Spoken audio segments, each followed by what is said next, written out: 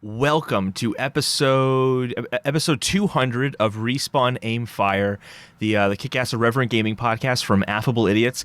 I am Holden DePardo, and I'm here with Chad Michael Ennis. Chad's here, and we've got the dreamiest fan base of all time, and they're joining us from all over the world. You can catch us every Sunday night at 8:30 p.m. Eastern. That's Sunday nights, Sunday, the Lord's Day. You can also catch us on YouTube and podcast services. If you didn't catch us on Twitch, every Tuesday morning at 9 a.m. Eastern. You know, we got a pretty alright episode. There was a Nintendo Direct that some people have some thoughts on. There was a Marvel.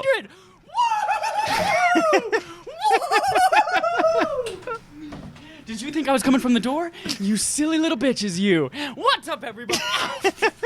I hit my knee, but I'm okay. Hey, everyone. Oh, I'm going to have a bruise there. That's right, I'm Chad Michael Ennis. This is episode 200. We've got some fun shit today to give to you. Thank you, Holden, for that wonderful introduction. This is hot. Oh, that was actually probably my worst one ever. No, it's okay. It's beautiful. I'm just taking... Holden will be your host. It worked out. I'm just taking over for this main quest. Everyone, this is episode 200, the 200th episode, spectacular, from the grave, for some reason. We are officially 4 years old this week.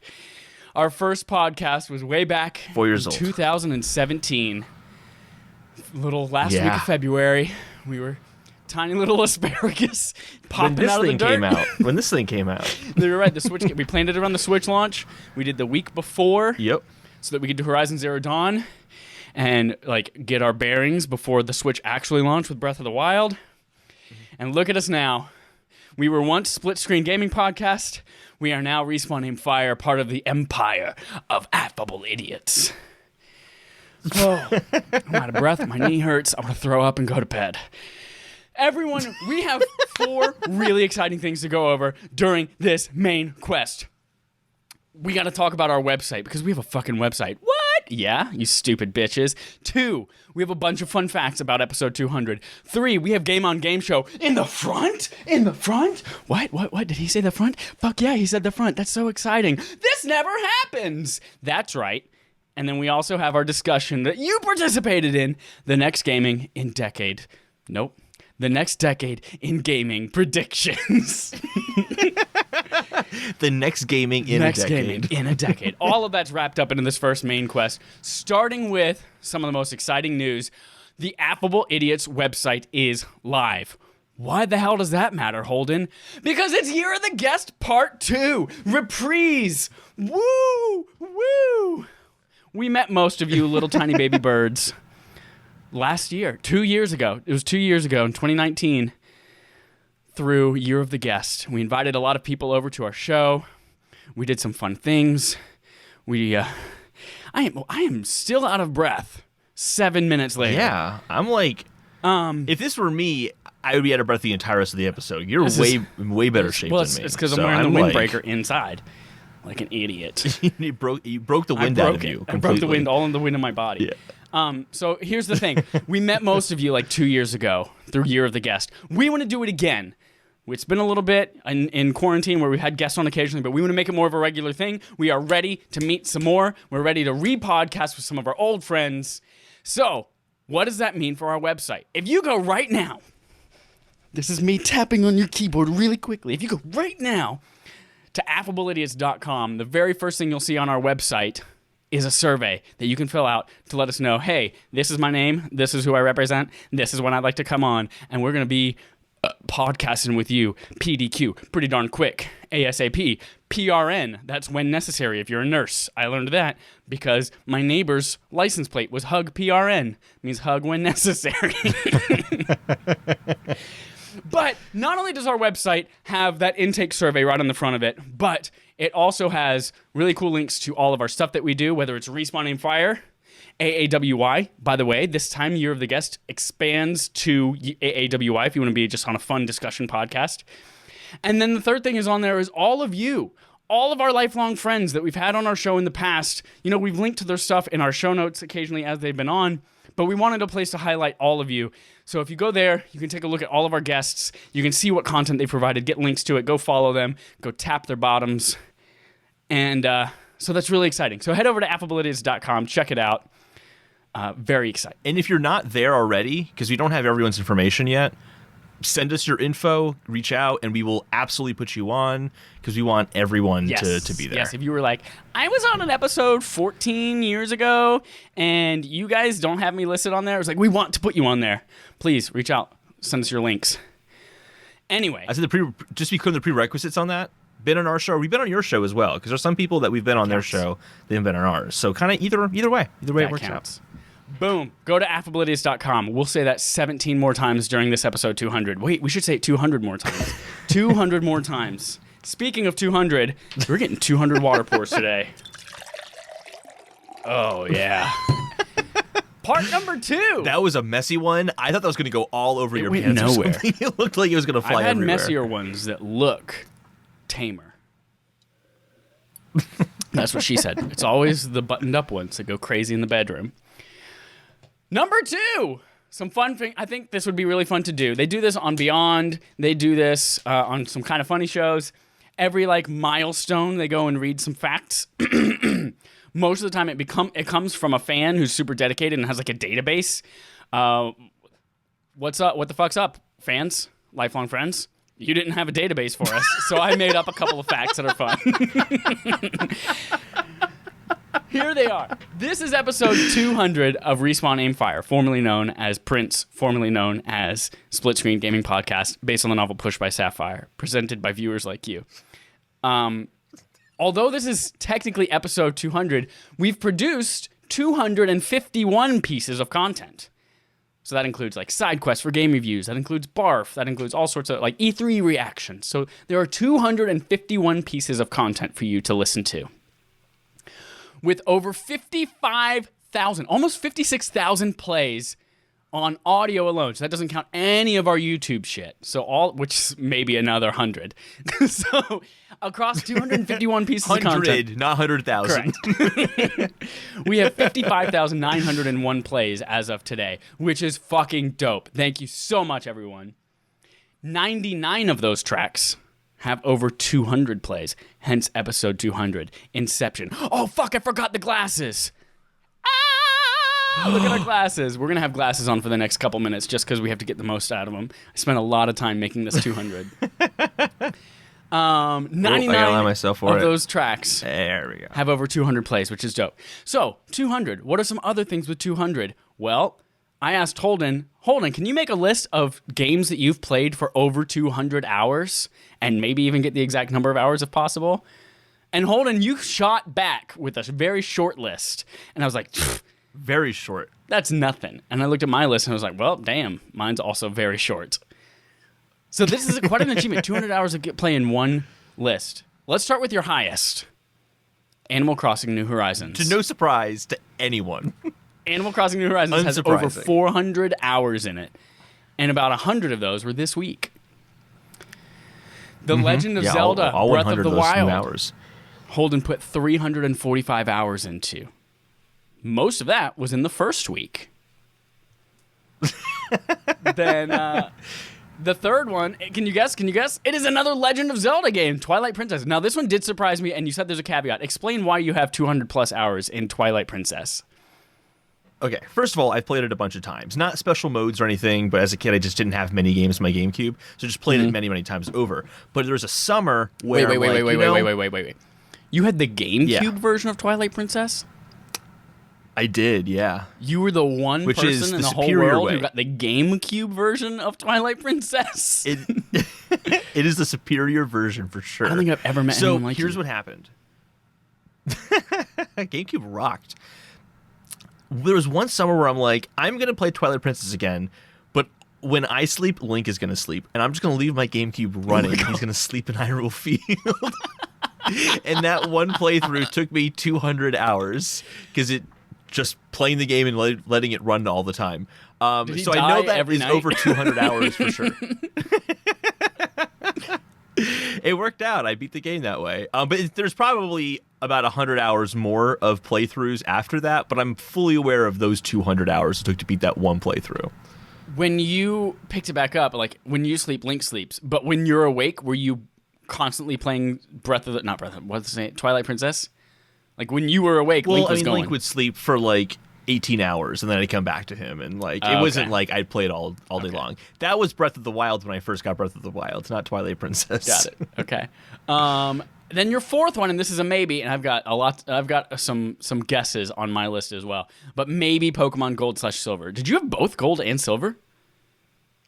I played, I had them separately because I lost my Silver cartridge and then got Gold again, and I put an insane amount of hours into both of them.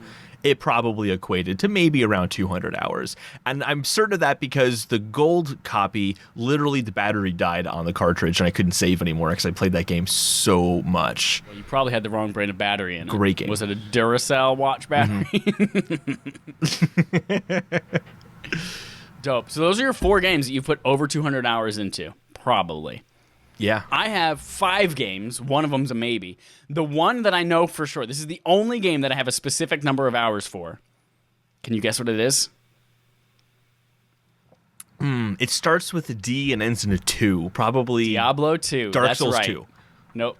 Destiny 2. Oh, I was going to say Destiny 2. It is Destiny 2, It's yeah. Destiny 2. So I have on PlayStation alone 605 hours. And then I've also played probably an extra 50 hours on Stadia and Xbox combined. And that's just Destiny 2, not Destiny 1. How much of that was in the past year? Because you've been playing that game hardcore the past year. Probably, yeah. I would probably say like 350 to 400 hours was since October of 2019. Yeah. Pretty good. And then I have 3 that I don't have number counts for because they were from when I was a kid, but they are definitely over 200 hours. And that is Guild Wars, Diablo 2, which I'm so fucking pumped for is coming back, and Sacred, which is a Diablo 2 like knockoff from Sierra that was basically like, all right, we've played Diablo 2 into the ground. We need something new, but this is the same game but different. So it's Sacred. And then my maybe, I was like, I don't know, but maybe over my time as a kid playing N64 Perfect Dark. That's probably the only other game that I've put over 200 hours into. Really? Yeah. Oh, we played the shit out of that multiplayer. Interesting. My brother, my sister, and I. Oh, forgot I had multiplayer. I'm thinking like single-player first-person shooter on N64. I forgot about multiplayer we played that completely. campaign over and over. You could be Elvis. Elvis, there's a tiny alien that you could play as whose name is Elvis, named after Elvis Presley. It's insane. Dallas in the chat, DF and Smitty, 200. That's right. Look at the glasses. They're even sexier when your tongue is out. Hold on, put your tongue out. I'm going to screen grab that. Dope. Yes, episode 200. So those are our 200 facts.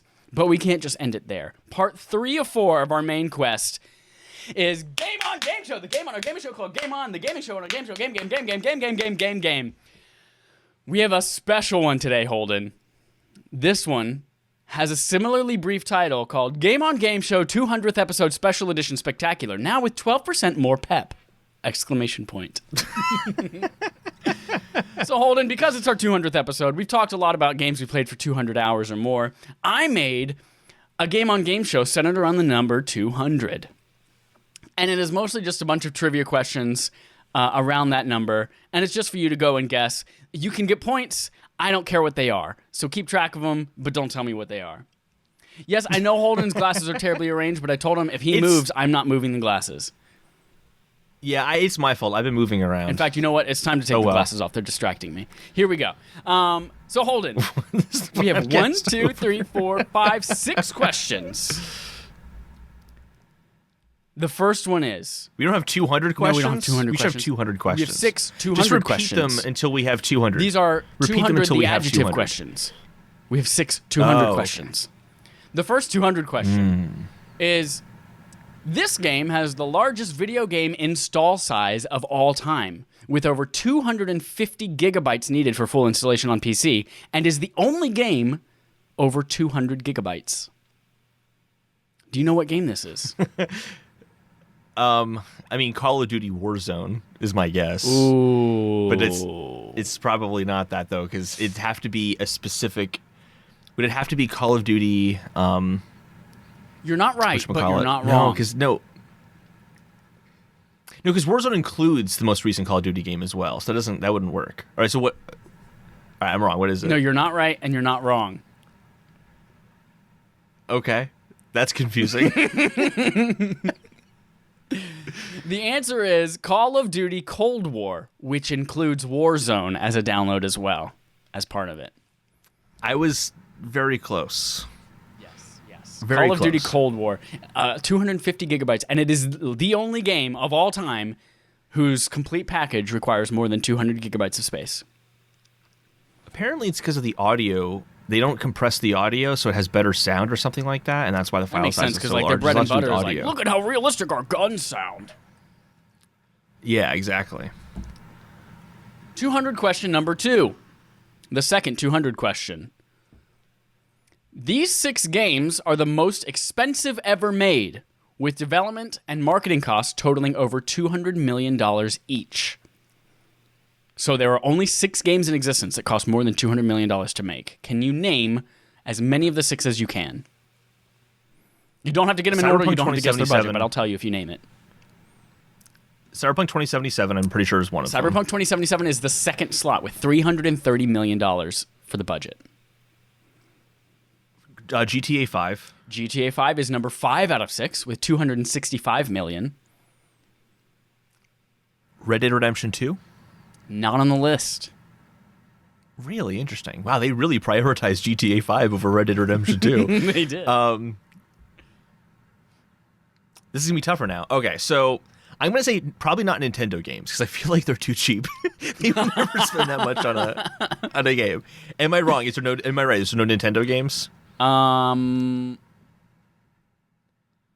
cannot say definitively whether these games are not available on Nintendo platforms, but none of these games are made by Nintendo. They're not made by Nintendo. Okay. This is going to be tough then because I don't know. Like, is a Call of Duty game going to cost them that much? Because they put them out every year, but they would make it back every year. So, all right, I'll say Call of Duty Cold War because they're not going to go down in budget. They're probably going to go up in budget. So Call of Duty Cold War. Okay, so I'm willing to bet that no Call of Duty games on the list. There is a Call of Duty game on the list. Really? Okay. Call of Duty Black Ops 4. Not on the list. Nope. I'm going to go down the list of all the Call of Duty All right, games I know now. let's go. Call of Duty. Oh shit! What was the? I'm thinking. I'm thinking in terms of the R&D budget to research new stuff, which would be a next gen version. So either it's gonna be like a Call of Duty Ghosts because that was the first on that generation, or I'm gonna say Call of Duty. What was the first one in this generation? It was Black Ops 4, wasn't it? It was, yeah. Or it was Cold War. Yeah. Cold War. No, Cold War was it? Okay, never mind. Call of Duty Ghosts then. Not on the list. Really? I think this is going to be boring to listen to me just name random games. We'll I say got you two lose of the them. Call What of Duty one, but do you have any other guesses as to what the other games might be? You have a very special interest in one of these games. Or not a special interest, but you are very concerned with its development, and you are just kind of blown away by it. Oh, right. Duh. Star Citizen. Star Citizen, yes, is number 3 with $320 million so far. That number is, I like, there was, double-checked, what, 70 that's current as of like December 31st, 2020. And they made $70 million just last year, I think, or something ridiculous like that. Yep. It's insane. Interesting. Star Citizen. Final Fantasy 15, is that on there? Not on there, nope. Okay. I'm good guessing. I'm just curious for the rest of tomorrow now. So the 6th most expensive game of all time, coming in at 200 even, is Star Wars: The Old Republic. And that's Really? I think that was an MMO version of Star Wars. Yeah. Then never would have number guessed 5, Grand Theft Auto 5, which we've already mentioned, at 265. Then Call of Duty Modern Warfare 2 at 250 million. Interesting. Oh, sorry, I have those backwards. Sorry. Never. Grand Theft Auto 5 is 4th. Call of Duty is 5th. Gotcha. Number 3, we already know, is Star Citizen. Number 2 is Cyberpunk at 330 million. Number 1 has a budget of $500 million, or cost $500 million to make and market. You have any guess what this might be? Snipper clips. Absolutely. No, it is Destiny 1. The first Destiny game. 140 million of it was just development costs. The rest of it was all marketing, advertising, partnerships, that kind of stuff. Interesting. I was just going to interrupt and say, is it because they had to redo so much of it that kind of counted towards the development cost of it? That could have, right? Because it was much more lore-focused before they kind of stripped that out of it. I forgot about that. Yeah, Destiny 1 is the most expensive game ever made. That's an insane amount of money. Holy shit. Question number 3. It didn't really pay off to the next one. The third 200 question. Now this, you're not going to get all of them, but I think it's fun. I'm going to give you a 200-second time limit. 200 seconds, okay. These 17 home console video game consoles all debuted for $200 even or more. Name as many as you can in 200 seconds. Set a timer for 200 seconds. Wait, how many are there? There are 17. I'm going to mark them off as 17, you go. Okay. $200 or more. $200 or more. $199 does not count. Okay, so I mean PS1's not on the list then. PS2, PS3, PS4, PS5, Xbox, Xbox 360, Xbox One, Xbox Series S, Xbox Series X, the Wii U, the Nintendo Switch, the Nintendo 3DS. Does that count as a home console? That is only? Is home console only. Okay. How many do I have? Is that I think it's 13? 2, 3, 4, 5, 12, 6, 7, 8, 9, 10. You have 10. 10, okay. Dreamcast? Nope, not on the list. No, not on the list. Oh, there's the Atari VCS. Not officially released yet, so it's not on the list. The backers have it, so it is out. I'm questioning because, like, adjusted for inflation, like, I don't think that the NES was, but technically with inflation, I think it might be. It was not. Is this accounting for inflation? No, or is this this is the not dollar accounting for value inflation. at the time released? Correct. Oh, I might be at a loss then. Sega Saturn? Sega Saturn is on there. Yep. Okay. Is Genesis on there? Genesis is not one of the consoles. Nope. Okay. You're missing 8 systems. I'm really curious. 8 systems. Oh, I'm good. What are the other 8 systems? All right, so you had 97 seconds left when you gave up. The other systems that you missed, by the way, sorry, I lied. It was not 17. It was 19 home video game consoles, but it doesn't matter because you didn't get anywhere close. The Wii was at $249. I thought it was 200. You're right. Yeah, 249. PlayStation was $299. The original PlayStation. The Sega Master System was $200 even. And then the other ones I never would have had you guess, which was Atari 5200 at $269, Atari Jaguar at $249, the Mattel Intellivision at $299, and then get this. Get how much these costs at launch back in 1990 and 1993 respectively. Neo Geo was $649 and the 3DO was $699. That was a lot of money. And just for inflation, that's a fucking ton of money. That's a lot. Yeah. Holy shit, yeah. All right, 3 questions left. Number 4 200 question. These 7 games plus DLC are the most expensive games to purchase, all of which cost over $200 to buy it all. This does not include games that have infinite currency, like Fortnite or GTA 5, that you could just microtransaction yourself into oblivion. So, these 7 games and their DLCs, if you bought it all, would total over $200. Take some wild guesses. Destiny 2. There's been a lot Destiny of expansions 2 is for not that. on the list. Then I have no fucking clue what the rest of these are. Because that was the only one that I thought of initially. Fuck. And this is saying you're buying the standard version of the game and then the DLC packs afterwards. It's not like buying your gold edition. You're not buying like the collector's edition Ellie statue. Okay. You're buying a game and it's downloadable content. Which could include costumes, not Destiny levels. 2, really. Not Destiny 1 either then? Does Destiny 1 count? Correct, not Destiny 1. Because I had a lot of expansions. I'm at a complete loss then. Because I can't think of games that have a ton of DLC packs for it. I will. So you might as well just spoil it. Just spoil it. I will Just tell give me. you. I'm curious So now. the least expensive of the 7 is a game called Closers at $314. I have no idea what Closers is. I'm sure you don't either. The 6th one might surprise you. BuzzFeed article. At $470 is Little Big Planet 3. If you were to buy all the DLC and costume Really? packs and all of that kind of stuff, $470. Rock Band. Rock Band's got to be on there.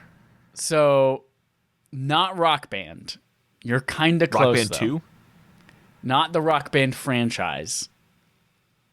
Oh. Guitar Hero World Not Tour? Guitar Hero franchise. Dance Dance Revolution. No. You're getting colder. Meaning colder. Rocksmith? Yes. Rocksmith 2014 remastered at $6,757 if you bought all the songs. Holy shit. Yeah. That's insane. Or you could, like, buy a Mac Pro. Yeah. However, that is Jeez, only man. the third Holy most crap. expensive one. I can't even fathom what the other games are going to cost then. So 5th on this list at $510 is The Sims 4. With all their expansions, like buy babies this Okay. time, buy a hot tub now, Okay, buy that a makes Halloween sense. pack. Yeah. The 4th most expensive at $2,051 is Dead or Alive 6. All them bouncing boobies. Okay. The 2nd most expensive is Train Simulator 2020 at $10,373 worth of microtransactions and DLC. And the first one, while technically an asterisk because it's not actually released yet, but you can still pay a lot of money for all the DLC. If you were to buy everything in Star Citizen, Star Citizen. it would be $27,000. Yeah, because they have ships that cost $1,000 to buy one ship in the game, Yep. which is All just right. bananas.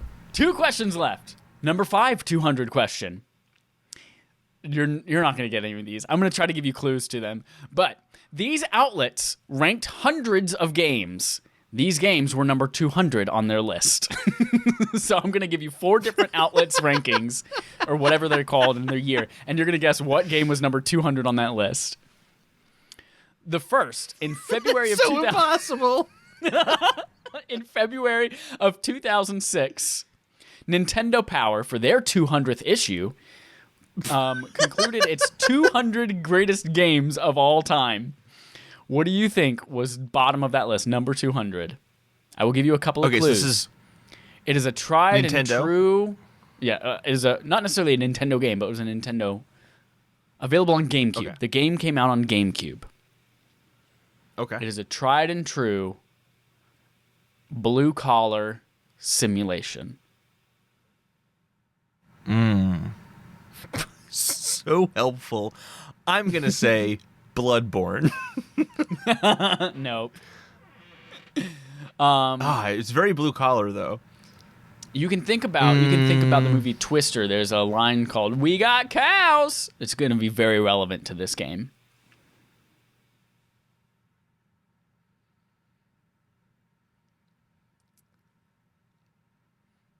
I have absolutely no clue. Luigi's Mansion. Why not? That was a GameCube It game, has nothing to do with cows. but he's The got a game twister is with a vacuum. Who Harvest knows? Moon: Another Wonderful Life on GameCube. In 2009, November, Game Informer did a 200th issue ranking their 200 games of all time as well. What game on the PS2, GameCube, and Xbox was number 200 there? I'll give you a clue. It was a third-person action-adventure game, and there's a quote from Twister that goes, "We got pigs." That will be very helpful for this. Billy Hatcher and the Giant Egg. Oh, no. No, no close idea. though, right around that time. Actually, it's not too far off. We got pigs. I'll give you another clue. A sequel was revealed a few years ago and blew people's minds. Psychonauts? Nope. Is this game out revealed a few years ago, or is it still awaiting? It's very much one of those, like, where the hell is this game? Why haven't we heard anything about it? Oh, Beyond Good and Evil. That is correct. Beyond Good and Evil was Game Informer's Boom. 200th game of all time in November 2009. I got him the first guess, too. I'm awesome. There are 4 total of these. The third one is, in November 2017, so this includes a lot more recent games, Polygon did the 500 best games of all time. What was their number 200th game? I'll give you a clue. You'll never guess it, so I'm going to give it to you. 30 Flights of Loving for Mac and PC, whatever the hell that is. That's a great game. It's an awesome game. You've never heard of that game Everyone in your life. knows that game. You've never heard of that of game, it. you No, piece of never. shit. No, never. This last one, though, you have to get. In March of 2018, Game Informer did a Reader's Choice top 300 games of all time. Which Nintendo 64 game from Nintendo was listed as number 200? I have the feeling that it's not going to be like Ocarina of Time or Mario 64. I feel like that would get higher up on the list. Okay. So I'm going to say Star Fox 64. It's not Star Fox 64. I'll give you one more guess with a clue. In this game, you could only hold one item. Mario Kart 64. It is Mario Kart 64. Congratulations. Yes. That is the 200th best game of all time, as voted by the readers of Game Informer in 2018. And then finally, the last 200 question, number 6. This was the 200th game ever released to include Mario as a character. And yes, I went on the database of all games that have Mario, and I counted 200 of them, not including duplicates on multiple platforms. Give me just a little bit of time here. I'm So going to go I'll give you the look up generation. the list of all The generation. Okay. It came out on Wii U. Okay. Okay. All right. So that actually does narrow it down, because I don't think there were... I mean, there were still a fuck ton of Mario games that came out on the Wii U. Let's be clear. Now, these are games that narrows it down, featured 'cause I don't Mario think as well. So games like Tennis on the NES, or games like Mario and Sonic at the Olympic Games. Oh. That is tougher. Okay. Well, I'm going to knock those 2 out, because I don't think you would have said those games. if Well, I already was it. told you it's the Wii U, so it's not Tennis on the NES. No, it's not. Okay, I'm gonna say it was. In this game, can you also only have one item? And is it Mario Kart 8? It is not Mario Kart 8 Deluxe, or Mario Kart 8. But I will give you another clue. Mm-hmm. There's a quote from Twister. It goes, "That's why my friends call me Whiskers, because I'm curious like a cat." That's very relevant to this. Super Mario 3D World? Yes, it is Super Mario 3D World.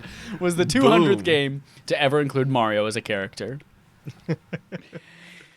That is it for Game on Game Show, but that is just the beginning for episode 200. Because we have one last section of our main quest dedicated to the next decade in gaming. What's happening between 2021 and 2030, Mr. Potter? I'm gonna turn the tables back over to you, Holden, as host of this podcast episode, and let you talk about why we're here, guessing this, etc. Yeah. So, a little while ago, a lifelong friend of the show, Dan Root, was asking me, what do you think is going to happen in the next decade of gaming? And I'm like, that's a great question. What is going to happen in the next decade of gaming? So I figured, well, why not celebrate that for our 200th episode and start thinking about the next decade of gaming then? We also wanted to wait until after the next gen consoles came out, because it would have been kind of weird to like predict the next generation, the next like decade of gaming right on the cusp of these new consoles coming out. So we wanted to give it a little bit of time. So we're doing it now, and this is just for fun. This isn't like, our yearly predictions where there's like a stakes to it or anything like that, or the Summer Games Bet Fest from last year, which actually didn't end up having stakes. We need to figure out what's going to happen. Oh yeah, we were supposed to like play a next gen game, like your arms tied behind your back or something.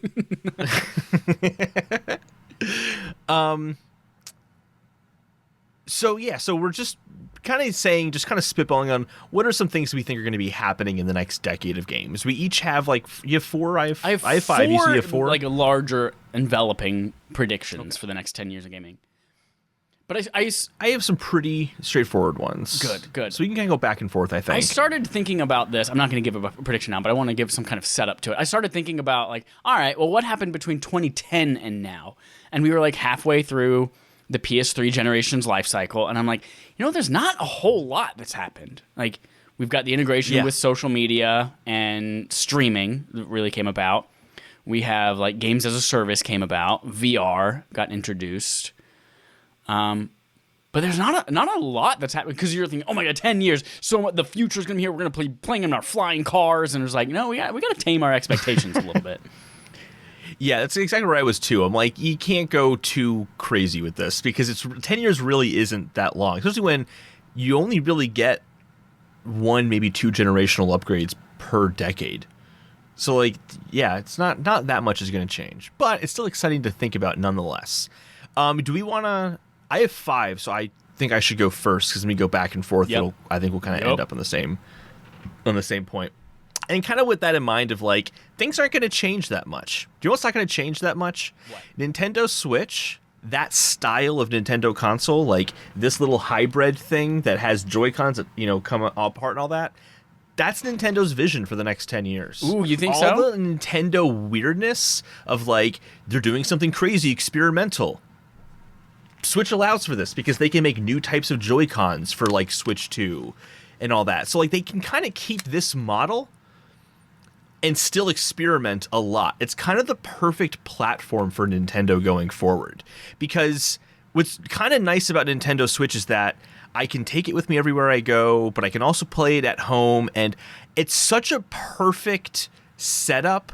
I can't imagine them abandoning it and saying we're portable only now, or we're home console only now. I just feel like hybrid is so unique to them, they're never going to let it go.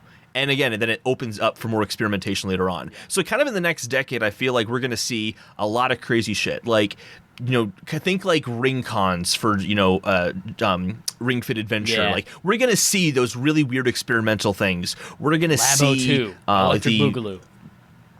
Yeah, Labo and that kind of stuff. We're going to see more Mario Kart home circuit kind of things that are extensions of Switch, but the base is still kind of always going to be Switch, I think. And I wouldn't be surprised. We're not doing next decade, but I wouldn't be surprised if even well into the next decade after that, it kind of remains their bread and butter. Especially as mobile technology gets more advanced, they can do more with it. SSD and that kind of stuff is fully capable of working inside of the Switch form factor when it becomes cost effective. There's a lot of room for growth, and I think it's really going to remain largely the same.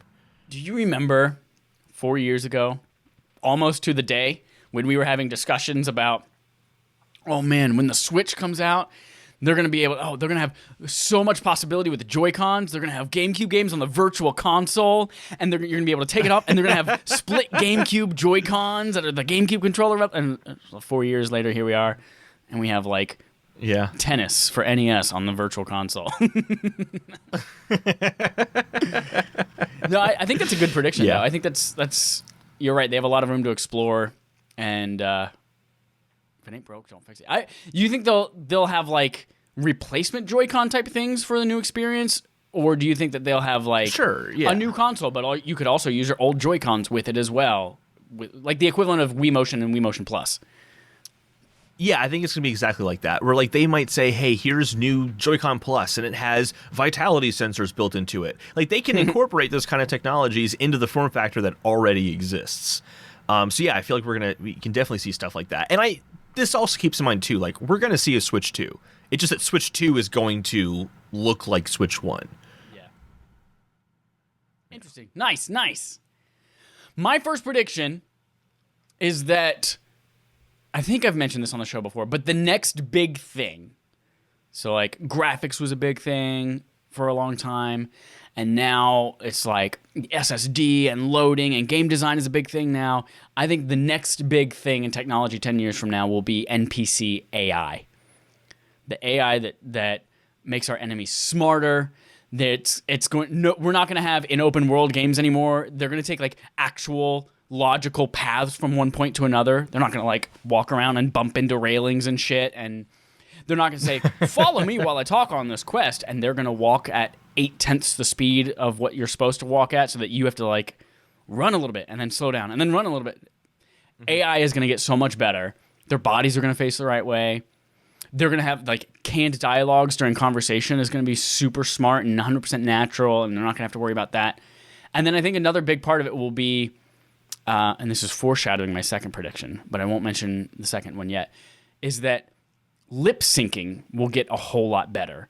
And I think part of that's going to be because machine learning is going to automate based on sound. Just whatever words the actors are speaking, they're going to be able to very quickly just map that to a mouth movement in a much more convincing and natural way. Because they still do that as like a base now for voice, for lip syncing. Cyberpunk has that, for example. Yeah, but Right. it's rudimentary right now. Exactly. And they use that usually, especially for like cutscenes and things like that, they use that as a base, and then they have artists go in and touch it up to actually make it look natural.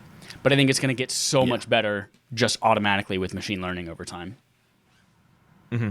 So that's it. My next prediction's in a similar wheelhouse, where I was kind of like, photorealism. This is for like next gen. Like, what's the thing that's going to like define next gen?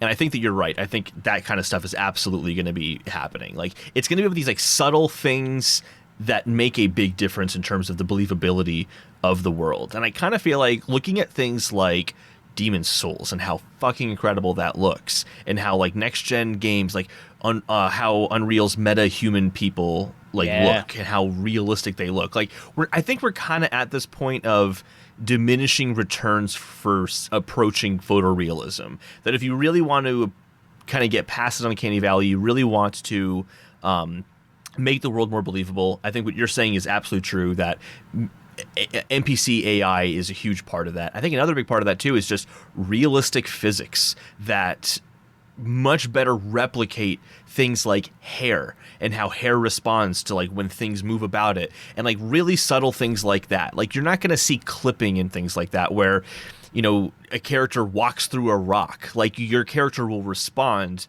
and probably trip over that rock if you walk into a rock, because they're going to look for these like very subtle physics simulations to respond to everything. I was watching this video that basically talked about how every object will kind of have a action reaction mentality to it. So like when water flows somewhere, the water will react naturally to running through sand, like it would in real life, because they can calculate now what would happen with sand and water colliding. Whereas now it's some artist figured out a good way for it to look, but it's totally like for show.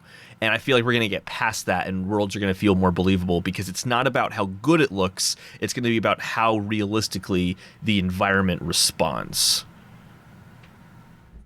Yeah. I'm excited. So it's going to be good. Yeah, but that's PS6 stuff, though. What's your next one? What's up? That was my next one. Oh, that we had a very gotcha. similar. Just very gotcha. Yeah. Okay, my number two. Yeah, it's very then, similar. Yeah. Kind of going off of that is that we're going to see machine learning take a much bigger role in future gaming experiences. Machine learning in general is like less than a decade old in its current form, and it's like super much in its infancy. So we're just starting to see that in our phones and our computers and tablets and all that kind of stuff, but we're not really seeing it in games at all, or in gaming consoles, or even just things built for PC gaming. So I have two kind of buckets that I think this is going to fall into. I think machine learning is going to first, it's going to enhance the experience by learning about player inputs and kind of predicting a little bit better. So things like if I happen to overshoot my target a lot, if I'm really twitchy with my joystick and I overshoot, auto aim is going to be able to recognize that, oh, Chad tends to overcompensate a little bit when he's aiming. So I'm going to tune the auto aim automatically to account for that.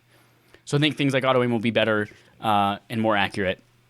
Things like really difficult combos that are to pull off, like a lot of button presses or like weird ways you got to warp your fingers, if you consistently are missing it in a very specific way, it might just learn that and be like, you know what? I understand you're trying to do this combo. We're just going to make it happen for you. So it's like learning your behavior and your pattern over time. Mm-hmm.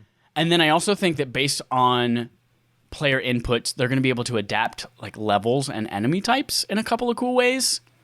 One of them will be like if they can recognize that you're doing the same strategy. Like if you kill a certain type of enemy a certain way every single time, maybe they'll introduce some kind of challenge to make sure you have to kill it a different way this time, or there are less of them and more of a harder one. And that kind of goes into the next point here, where they're going to use it to provide the right amount of challenge at the right time. Right now, when a developer says, I want this to be really hard, they're going to they say, cool, I'm going to put in 5 guys with a lot of health that do a lot of damage, and I'm going to make it really hard to get to them, and there's going to be all sorts of environment obstacles. But I think with machine learning in play, they can figure out what's hard to Chad. If Chad's figured out how to cheese a certain type of enemy, but he's really struggling with this type, maybe we'll throw in more of the other type. And now they just say, all right, on a scale of 1 to 10, I want this level to be an 8. And computer, you throw out whatever's an 8 for Chad. And so I think that's kind of some cool ways that they could use machine learning to kind of adapt to you. I like the difficulty adaptation a lot. I think it would totally work. That makes it's kind of like how, and a lot of what you're describing is kind of like how smart keyboards already kind of work, where it'll kind of learn how when you type in the keyboard, it'll learn, okay, well, when Chad hits his thumb over by the I when he's typing this word, he really meant that word, because we know based on how he talks to Holden, or even versus like how you would talk to Dallas or Matt or Brent, like your phone can already do that kind of thing. Bringing it to games, I think, makes a ton of sense.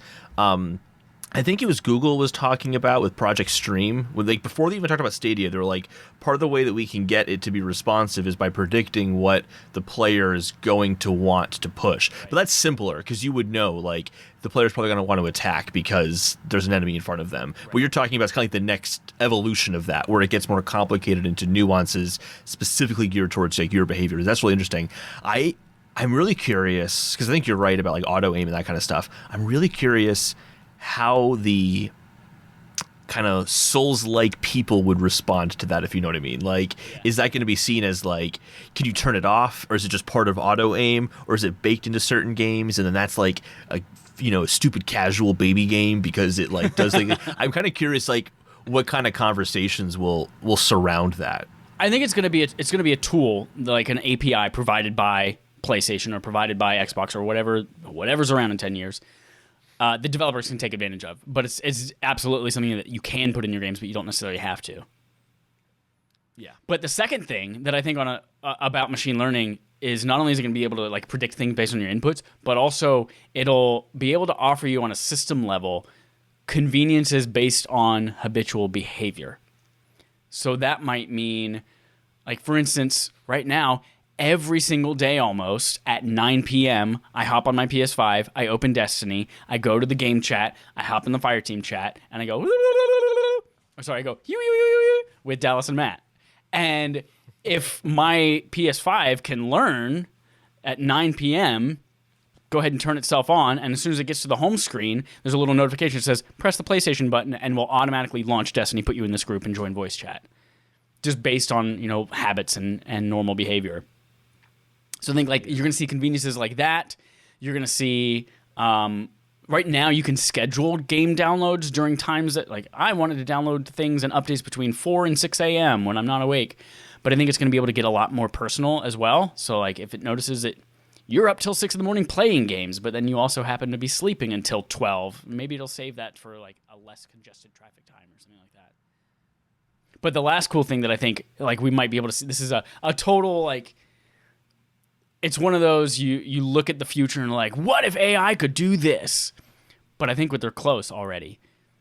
If they can proactively suggest, for instance, imagine a world where it's like 10:15. This is not real life because it's midnight. It knows that I usually sign off from gaming around 12:15 or 12:30, and your PlayStation can say, "Hey, you have about 15 minutes before bedtime. There's a trophy over here in Spider-Man that we think, based on your playstyle, will take you about 11 minutes to get. Do you want to try and get this before you go to bed?" And we're like, fuck yeah, I do. because you know exactly how my playstyle is in Spider-Man. You know exactly what I can do.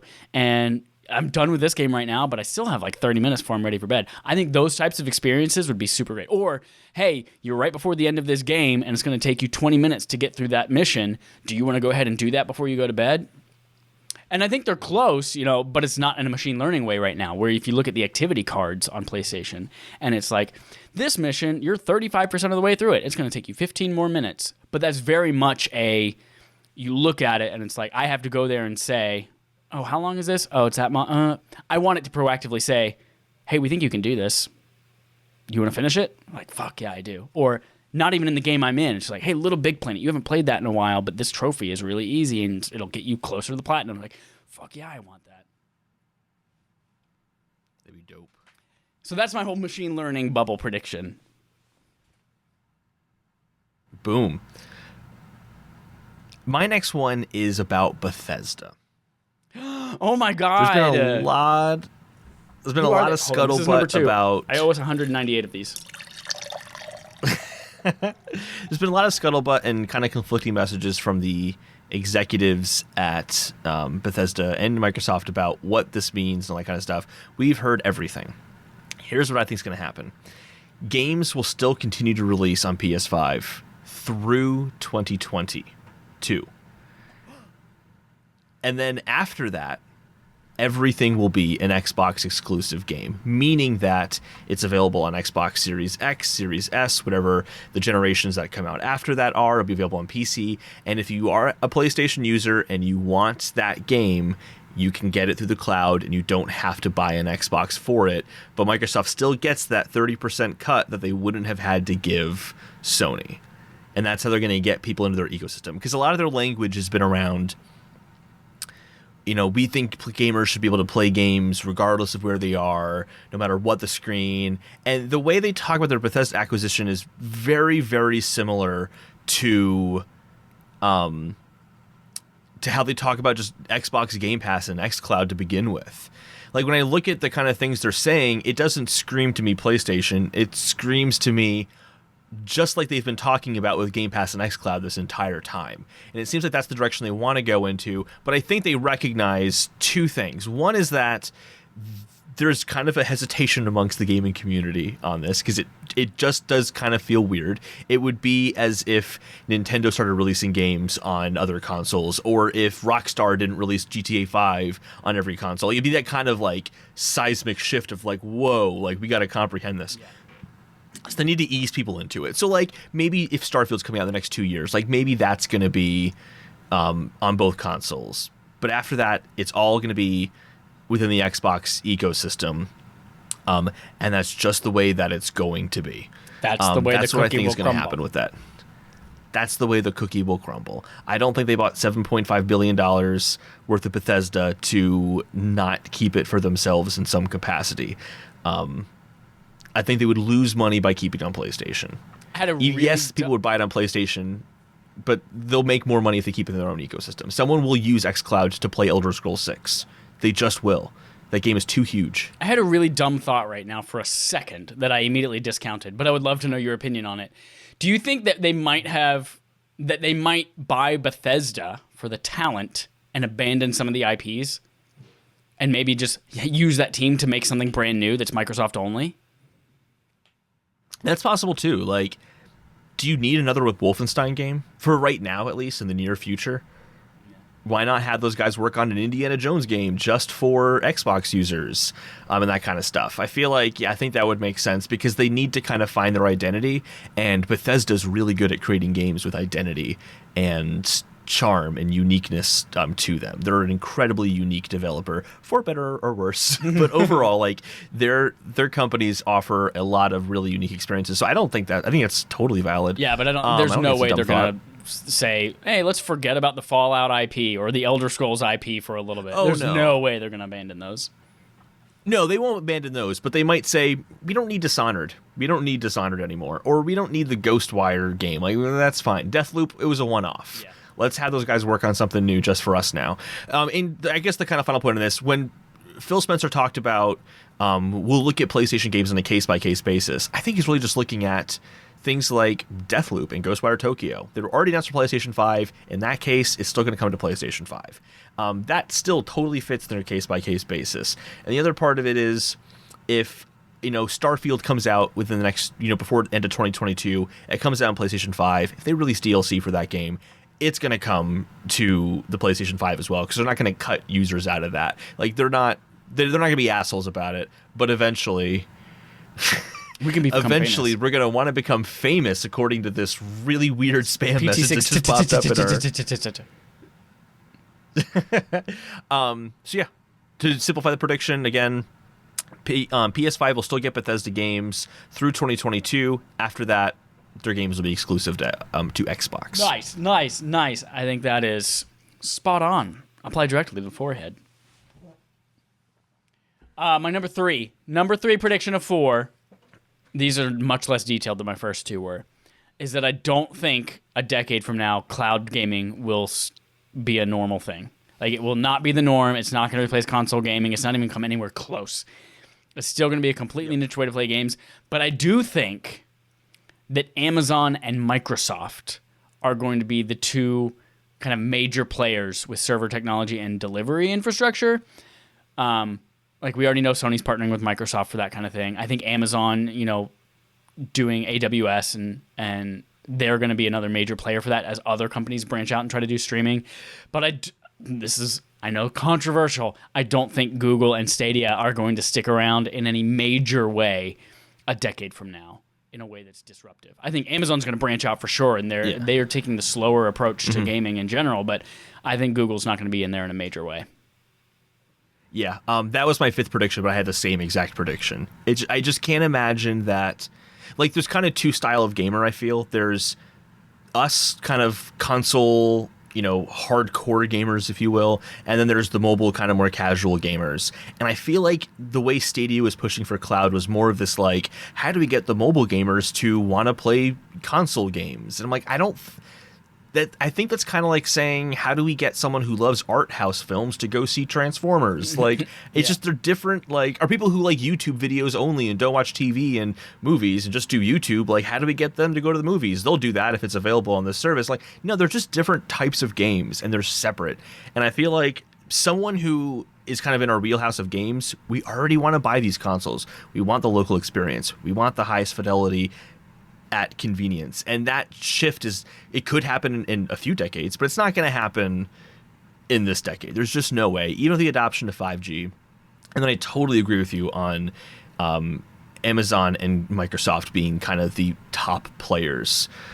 Before Stadia came out, I was kind of like, okay, Google can be there too, but they're just faltering. When they close their first party studios, I'm like, you had to invest in this early. Amazon's losing like $500 million a year investing in this because they're playing a super long game on this one, and they will make it up. But yeah, I think you're right. That was my 5th prediction, so I was just kind of throwing it in there. So, because it's the same thing. Well, do your last one. Completely 100% agree with you. Do it. My last one is kind of similar to the cloud gaming, but it's with VR. VR will continue to have fantastic gems, but it's not going to come close to mainstream adoption within the next decade. PSVR 2 is going to be a big improvement. Just like the PSVR 1, it's going to be the dominant VR headset at the time, but there's no way it breaks higher than 25% adoption rate. And that's being really liberal. Like, I think it might not even break like 15 or 20% adoption. I just don't think it's going to be this huge thing that is so much better and gets so much better adoption than the PSVR 1. I think it's going to be really cool. It's going to have some great stuff, good games. We'll wonder every year, is this the year where VR takes off? It's never going to happen this decade. But it will still be a thing. I have a similarly themed one, but mine is a little bit of a different take. I think mixed reality gaming will become mainstream. And I don't think mainstream in the way that like it's going to be as popular as console gaming or video game or mobile gaming. But I think that right now, if you ask someone, do you know anyone with a VR headset, then they can probably name one person, maybe 2. But I think can you define what you mean by mixed reality, though? Yeah, so like, I don't. talking like there's Pokemon nothing Go, specific yet, but mixed reality is augmented reality, virtual reality, some kind of blend of the two. But something you're gonna know Google Glass, whatever the next version of this thing is in the next 10 years, even if it's just AR on your phone in your real life space, but some version of mixed reality gaming is going to become mainstream. And you're going to go from knowing like a person or two, like, oh yeah, I think so and so has like I don't know, a Facebook headset, or like, what do they call it, an Oculus, or people are going to then be like, oh yeah, like all my friends have this, and so-and-so has a VR headset and he loves this game, and this person has a headset and she loves this game. Like, it's going to be mainstream in that way, that everybody knows what it is, understands what it is, and it's going to be a major market. But I think it's going to be separate from, I think it's going to be like, there's television, there's movies, there's gaming, there's mixed reality. I think it's going to be its own kind of separate thing. Interesting. Outside of gaming. So almost kind of like for example, like my mom likes board games, but cleaning up the mess can be really frustrating. But because she has Apple glasses or something like that, she can now play her board games through Apple glasses and just moving pieces around the table as if they were really there, but they're not there. Like that kind of... Yeah, that's 100% could be an application of it, yeah. It could also be like traditional, like maybe just we have a super powered Oculus headset that is straight up just VR, but it's just like so much more. The battery life is 20 hours instead of 2, and it has like parity with really great PCs being completely wireless. Like whatever it is, we're gonna strike the right balance, and it's gonna hit. Okay. That's it. That's all my Those predictions. Those are all of our predictions for the next decade of gaming. But we got 2 more predictions from Pixel Street Podcast, as well as Fresh Takes Gaming Podcast. Fresh Takes Gaming, Chad, is kind of on with you on this whole machine learning AI thing, but they're going to take it to the next level. They think that all podcasters will be replaced by AI hosts. And here's the thing. Here's the thing about that. What do you think this show is? We're not real people. This is the first AI hosted. This is the evolution of Final Fantasy Spirits Within, and they said all actors are going to be replaced by these CGI actors. This is it right now. Yeah, we're a CGI AI run podcast. We're not even real people. That's the power of the internet, everyone. So, like, Fresh Takes Gaming, we're a little ahead of you there. We figured it out. We broke the code. And we just hope that it can inspire me to see more podcasts just like ours in the future.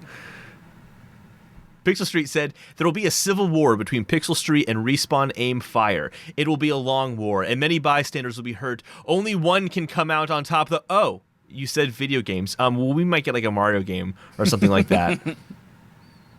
We're on to you, Pixel Street. We're on to you. We see what you're doing there.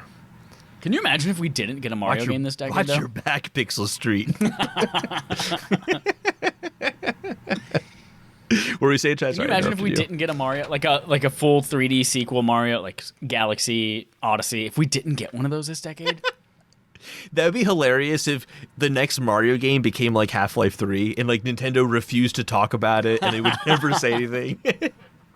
And it became the joke thing, like, guys, this year we're going to get a Mario game. And it's like 2029 and still hasn't happened yet. That'd be hilarious. Gabe Newell's still going to be tweeting about it. Speaking of Mario, because I think that's going to be the dominant conversation in our playtime this week, we're in playtime. Chad, tell us about Destiny 2 first, and then we're going to spend a lot of time talking about Mario, it looks like. All right. Destiny 2, very quick update. I told you last week and the week before probably that I'm the kind of person now who's cool enough to raid every single weekend. Or week in general, because we started on a Wednesday the other week.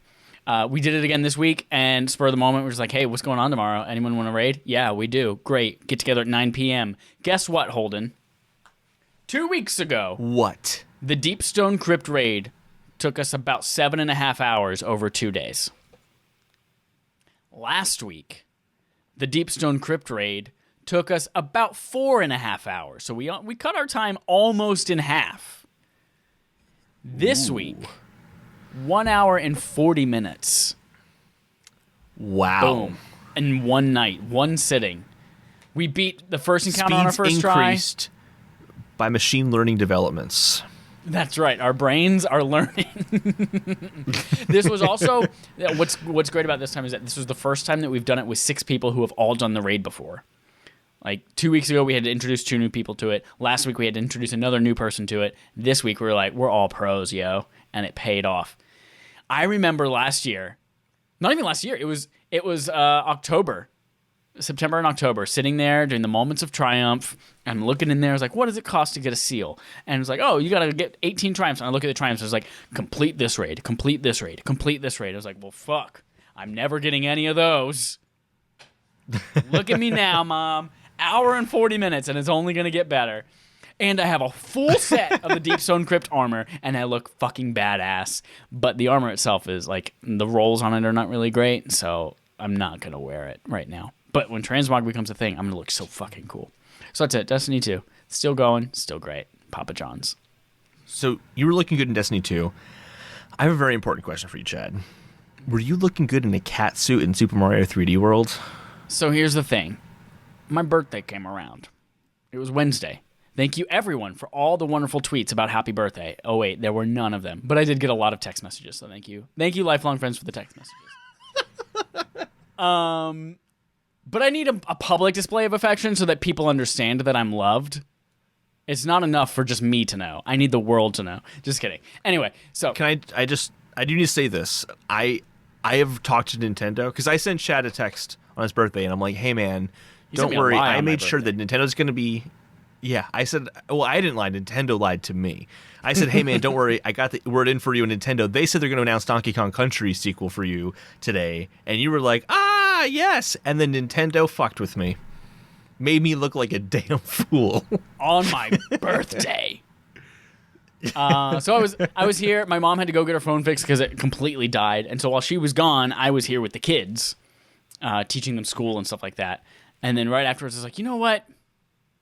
I'm gonna not work for a couple hours. I'm gonna download Super Mario 3D World, and we're gonna play 4-player Super Mario with 3 people under the age of 10. And it was a blast. It was a blast, Holden. I didn't even care that I was a cat because I couldn't even tell where my character was most of the time. So I didn't give a fuck that he was shaped like a cat. It's really hectic. Yeah.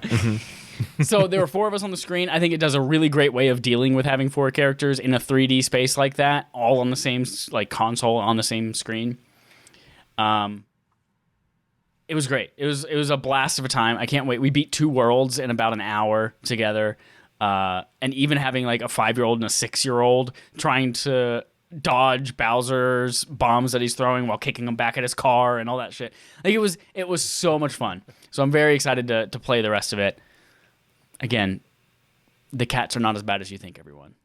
Super Mario 3D World is worth it. Oh, just wait till you get to Bowser's Fury, and there's cats everywhere. I might not play Bowser's Fury because it's a 1/ maybe 1.5 player game, and as you just said right now, there are more cats. So, yeah. That's it. That's my 3D World experience so far. I too played Mario 3D World a little bit more. I just wanted to expand on my thoughts on Bowser's Fury a little bit. And then I also played a lot more Mario games, so we'll talk about all that as well. So, all right, 3D World, I 100% completed Bowser's Fury last week. Right. I had just finished it right before we started recording, and I was a little high on the experience at that point. And after settling on it for a day, I recorded a spoiler chat review with John Hansen on Pixel Street Podcast, and I kind of tempered it down a little bit at that point. John kind of brought up some good points, made me kind of go, okay. So, like, last week when we recorded, I think I was kind of saying, Bowser's Fury, this is the direction I want the next Mario game to go in. Right. Woo, Bowser's Fury. And then John brought up some good points. I'm like, yeah. Like, I would be excited if they announced it, but I'd also be excited if they announced a new, like, Odyssey 2 type game. I'd also be excited if they announced a 3D World 2 like style game. Like, I just kind of feel like I'd just be happy with any form of Mario game. I'm just kind of open for any of it. Just give me any of it, and I think I'm going to be happy at this point. So I still really liked Bowser's Fury, but I was definitely too high in it last week. Things have settled, and I'm like, that was a really good experience. I would like to see them expand on that and see what they can do with it. But if they announce 3D World 2, Odyssey 2, I'm happy with that too. So that's kind of my update on that game. 3D World itself, though, I really do feel like it's an underrated Mario game, and more people need to play that. I thought it was fucking phenomenal, especially when you get further into it and the platforming gets more challenging and all that. It's really great. So I just got on a Mario frenzy this week. Tell. I jumped into Yeah, I jumped into Captain Toad Treasure Tracker, and I'm going to try to 100% complete that game. Oh, you're not even don't waiting act- for Barf. Okay. Yeah, I'm just going to do it because I'm really, really enjoying it. It's just charming and adorable and fun, and I love it, and it's great. There is one little thing that I'm like, ugh, it's overkill, and that's that every level has like 3 diamonds to get. They have like an extra bonus challenge to do, and then there's just completing the level. But there's also an additional challenge, which is called the Pixel Toad challenge, where you have to basically rotate the levels around and find this little pixel toad who's hiding in the level somewhere. And some of these are ridiculously well hidden, and I'm literally spending more time just listening for the Captain a little pixel toad, because you'll kind of hear him going, "Ah, all right," or something like that, like somewhere in the map. If you get close to me, you'll start hearing it. And I'm doing it because I want to 100% complete it, but I'm not gonna lie, it's kind of not the greatest experience. And the rest of the game the other is shitty better. thing is that you can't get those on your first run through. Like, you have to beat the level and then come back Yeah. to the level to get it. So you have to play every level at least twice. Yeah. So, but I'm still enjoying the game overall. I think it's a really clever, nice game. Nice game. It's a nice game. I beat Super Mario Galaxy. Ooh, not even waiting for Barf on this one either. Damn. I just beat it, and I'm not going to open it back up again, and I'm kind of glad that Super Mario Galaxy 2 is not in the collection, because I would have felt pressured to play Ouch. it. And I don't know if Galaxy is... It's on the bottom of my list. Not all the way in the bottom, but it's towards the bottom of my list of Mario games overall. Very close to the bottom. Here's the thing. You start playing that game, and it's like, whoa. I have never played a Mario game like this before. You're running around the planets. When you fight Bowser, you knock his shell around, and it goes around the planet, and you have to hit it back the other way. And like, they do some really cool stuff with it. But this is a weird thing to say. There's so much variety in the types of worlds that they offer, but there are some worlds that are just garbage, that are just like not good. There's this desert world where you warp up into you spin up into this tornado, and it spins you up, and you go, "Ooh, that's a pig up there," or whatever you said earlier. And We got cows. we got cows. No, you spin up into the tornado, and Mario just like hardly moves, and he moves so slow, and I'm like, this is painful. This is so fucking painful. There's other parts where, like, at times they handle the camera angles really well, where you can still control Mario really well, even though he's like upside down or something like that. But then there are some where, dear Lord, it feels like it's impossible to control Mario as he's on a moving platform that is going up and then upside down, or like to the side, then upside down, and then back normal again. And I'm like, it just starts to become a little bit too much when the difficulty starts scaling. And when I beat the game, I'm like, great, cool, I got 60 stars. I don't need anything more than that. I'm done. You know, it's not horrible. Obviously, a bad Mario game is still a really good game overall. Yeah. But I'm like, of the Mario games, other 3D Mario games, I think the only reason I would put this above Super Mario 64 is because I feel like this game was more clever with the risks that it took, and I just have to appreciate that. But I wonder if it's one of those things that, like, really bugged me. You just missed it. Like, it was a thing of, yeah, like, if you'd have played it at the time, you would have appreciated it so much more. But I wonder if it's just like, oh, I've played so many other things in the, I don't know, 15 years since that game came out. Absolutely. I think that's a big part of it. Yeah, absolutely. I'm now in the middle of playing Super Mario Sunshine, and I really, really like Super Mario Sunshine. But most levels are really fun and really enjoyable, and I found to be pretty clever, and I liked exploring them and kind of figuring out, like, what is the challenge I have to do in this specific, iteration of this world. When you kind of go in, there's like, each world is like 8 iterations for 8 different challenges in each little like part of the world. But there are some that suck and are just like really fucking frustrating. There is one I'm doing right now, and I'm just gonna not stop doing it because I'm done banging my head against a wall. But you basically have to take a watermelon and find the biggest watermelon on the map, and then roll it to this one dude who's at the end of a like a platform above the water. So it's like this little narrow platform you have to get it to. A dock, yeah. It's not quite a dock because you're not like putting like boats and shit, but yeah, it's a dock. That's not even the hard part. The hard part is there are all these little stupid, mechanical bird things that are walking along the beach, and they are fucking everywhere. And if they see you, they'll throw you up into the sky. But there are so many of them, they'll throw you up in the sky, you'll land right next to another one, and then they'll throw you up into the sky before you even have the opportunity to get up and move away. So it's just like, I'll just put the controller down, I'm like, it's over, it's done. I can't even hit start to like reset the map or anything like that because you can't pause when you're in the air. So I'm like, fuck this. Like, it's so frustrating. I just gave up because they can also throw the watermelon up into the sky and then it'll pop when it hits the ground, which is such fucking bullshit. If they literally, there's so many of them, they could cut the number of them down by half and there might still be too many of them. Like, it's unbelievably frustrating. So I'm like, cool, I don't need to do that one. But I'm just kind of sour on that one particular level. There are some levels that are fantastic, like really smart platforming. Like, I just did one, actually, oddly enough, in that same part of the island, but it's called the Sandbird. Did you play Sunshine? No, I didn't. I played the first 10 minutes of it when this came out, but that's it. Okay. There's this level called the Sandbird, and it plays off the idea of the 8 coins. You have to collect 8 red coins in the level. Like Super Mario 64 had similar levels.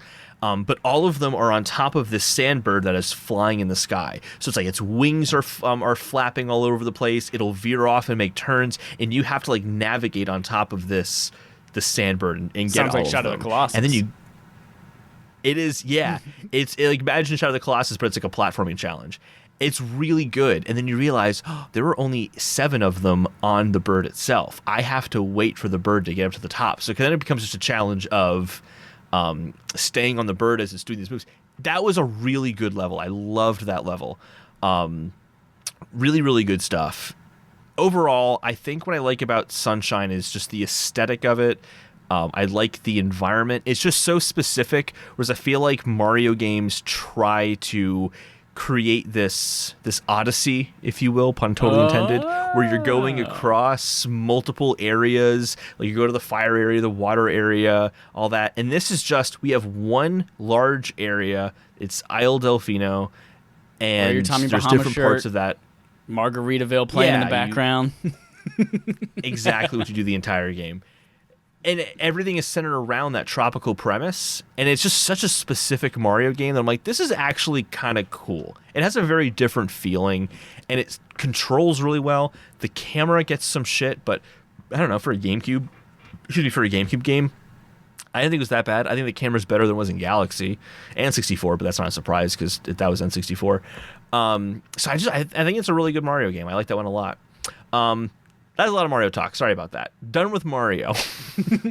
I'm celebrating Zelda's 35th anniversary by talking and playing nothing but Mario. I also played Project Triangle Strategy, which might be the worst name for a game ever. Oh, we also thought Project Octopath really Traveler was terrible too. So that one grew on me, yeah, but that one wasn't awesome either. But that one at least grew on me. I can't imagine Triangle Strategy is going to... It just sounds like some weird sex position or something like that. It's I'm not gonna spend too much time on this because I just ranted a lot about Mario, but it's good. This is the demo of the game they showed off at the Nintendo Direct, right? Oh yeah, I should have prefaced it. Yeah, it's the kind of aesthetic sequel to Octopath Traveler. Different style game, but same kind of visual 2D HD or HD 2D style of Octopath Traveler.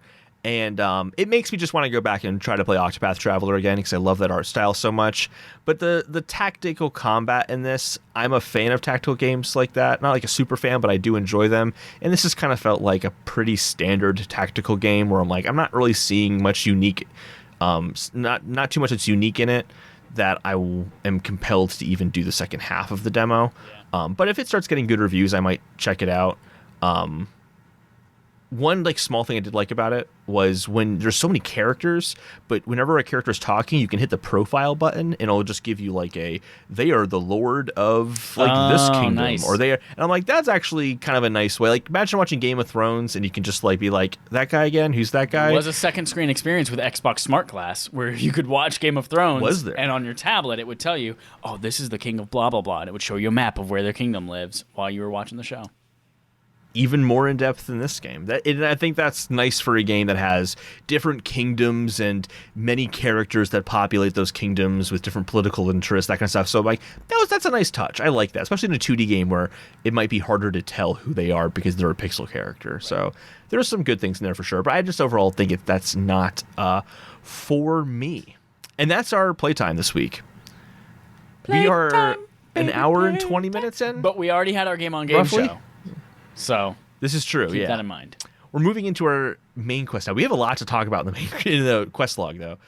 Starting off with, I love the story from the Microsoft quest log.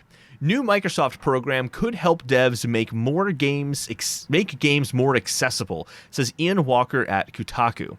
A new team at Microsoft will be able to analyze games and give developers feedback in any accessibility additions that could be covered, and just to kind of improve the games overall so that they are more accessible to more people, essentially, which is awesome. It's so great. Feedback can include examples of areas for improvement and an explanation to help guide developers. Notably, the team will include gamers with differing accessibility needs to ensure real-world use cases are considered. Chad, this is super why dope. do you love this? I love this a lot. Obviously, accessibility is part of inclusion, making sure everyone can game, which is cool. Microsoft's leading the way with the adaptive controller. They had the accessibility guidelines, which you've been talking a lot for quite a while about how accessibility should fall on the platform makers, not necessarily on the developers. And I think this is a little bit of a step towards that. Like, they had the guidelines, like, this is what it means to make an accessible game. But they've gotten a lot of feedback over it, and they, alongside this, they refined their guidelines to make them give more of a reason why you would want to implement these types of things, which is important. So it's not just like, you need to put captions in here. It's like, this is why it's important for you to put captions in there, and this is how it helps people. So it's that kind of thing. Yeah. But this is also like, it's got to be a tremendous effort from Microsoft's part, like man hours wise, person hours wise, of allowing developers to submit their games and Microsoft employees play them and say, hey, your implementation of this was a little lacking here, and you could do this better. And I noticed you didn't have any color blindness accommodations, and these are some suggestions. Like, that's a lot of work for a platform holder like that to do, which I think is really exciting that they're taking that responsibility upon themselves rather than just saying, here's a guideline, do it or else. And of course, it's not an or else kind of thing. It's just like, do it because it matters, and if you don't, there's no punishment. But like, we want you to do this. Yeah. I'm really thrilled about this. Because I think that especially with Microsoft's mantra of, kind of games are for everyone and kind of opening up the doors for everyone, this is really great to see. And you called that exactly what I was going to say, which is that I've been saying for a long time now that we shouldn't be putting this pressure on individual developers. We need to put this pressure on the major platform holders to create tools.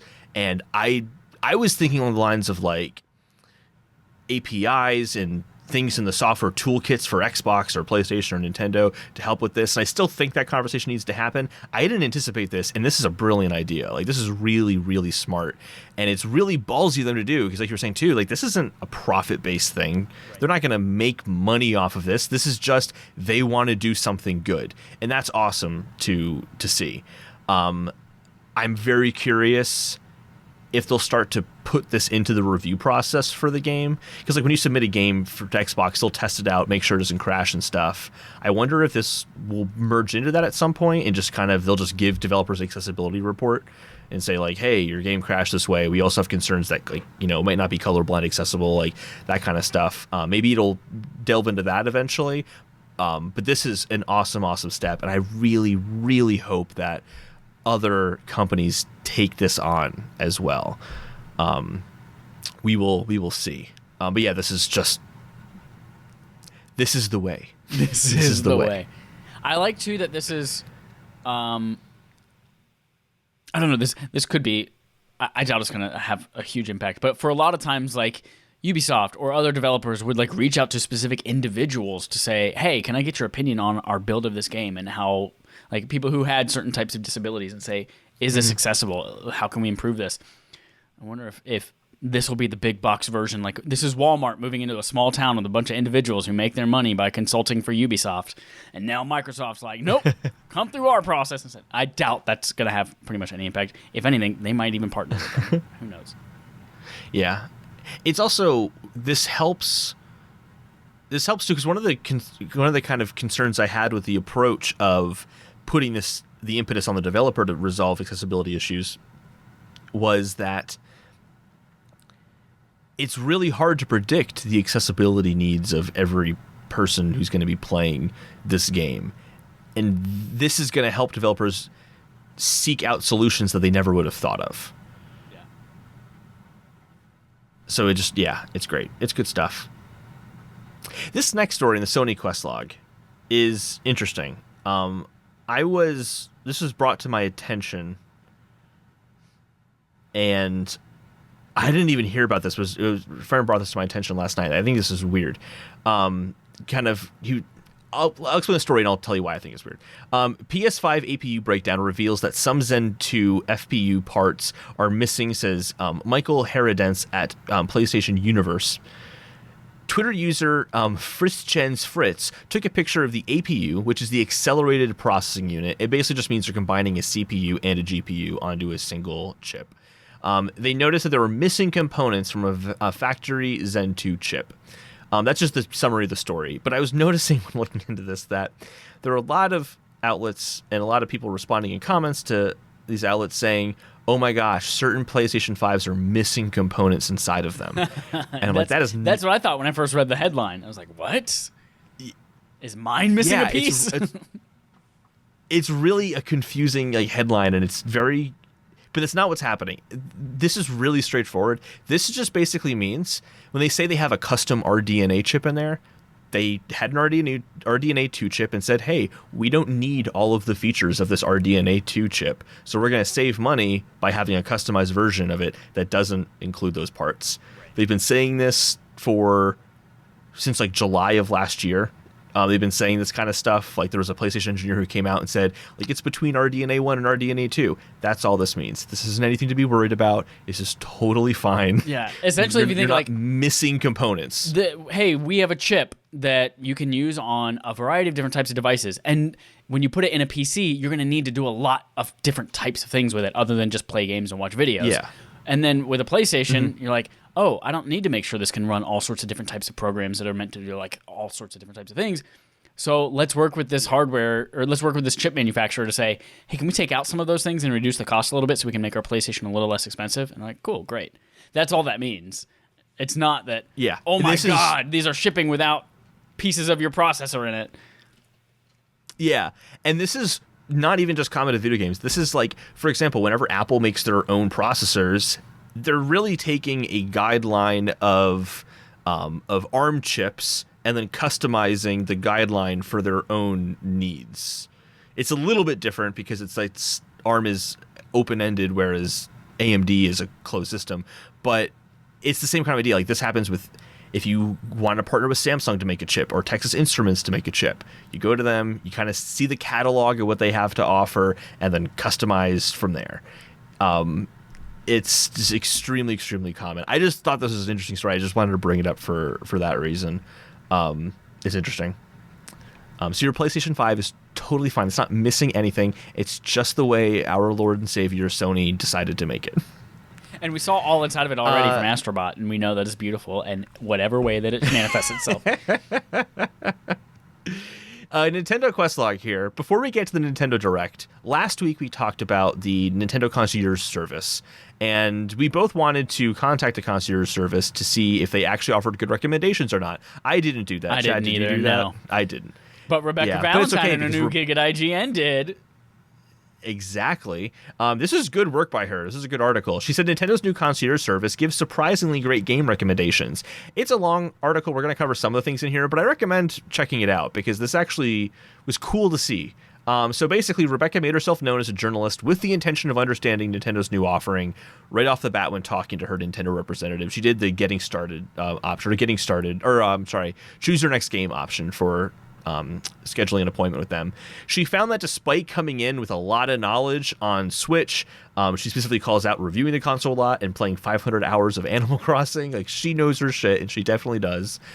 She had an expectation that she would just be recommended Mario, and she would kind of know everything. But she left with strong personalized recommendations based on her 30-minute interaction.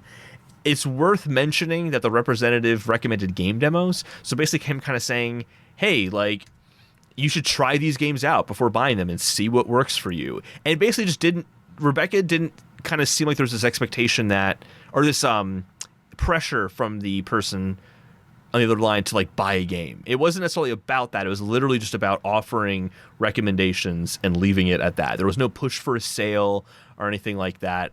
It sounded like it was a really good experience. Yeah. So I think it's awesome to hear. And I liked that they, like, it's a video chat, as we talked about last week, and he even had the option to like share his Switch screen with her. And that they sat there, she's like, oh yeah, and we went to the demo section of the store, which I didn't realize was as robust as it is, and we just went down the list together, and he pointed out games, and then he even got to like, oh, I know you said Dragon Quest isn't your jam, but I think Dragon Quest Builders might be. There's a demo of that. You should download that. And she left with like a whole sticky note full of things that she hadn't thought about going into it that she was excited about. Yeah. A lot of companies doing things not for profit base that work. So this kind of is more profit. This is much more profit based than Microsoft's deal. But like, it's just cool that they're not using this as a sales platform. It looks like they're really just using this as information for consumers. That's awesome. I have no problem with that. What I didn't understand until I read this is that according to her and her experience, this is only available in January and February. Like, it's not a thing that they have planned so far to continue. Hopefully, I hope they continue to do it. Yeah, because though I probably wouldn't use it, I think it's a great resource for a lot of people. So especially with the Switch growing, as much as it is, Okay, let's talk about this Nintendo Direct. Let's get it out of the way. It was a stinker. It fucking sucked. Okay, now we can continue. Yeah, let's do this. Let's just share our initial thoughts. Chad just shared his, and then we'll kind of just jump into like some of the announcements that we thought were notable or worth mentioning for better or worse. Because there was a lot of things announced. Just not a lot of interesting things were announced. So Chad, you did not like it. I did not. I felt like it was a 50-minute direct. And they made a point at the beginning of it of saying, like, this is the first direct like this we've been able to do in a long time. September 2019 was the last time they did one.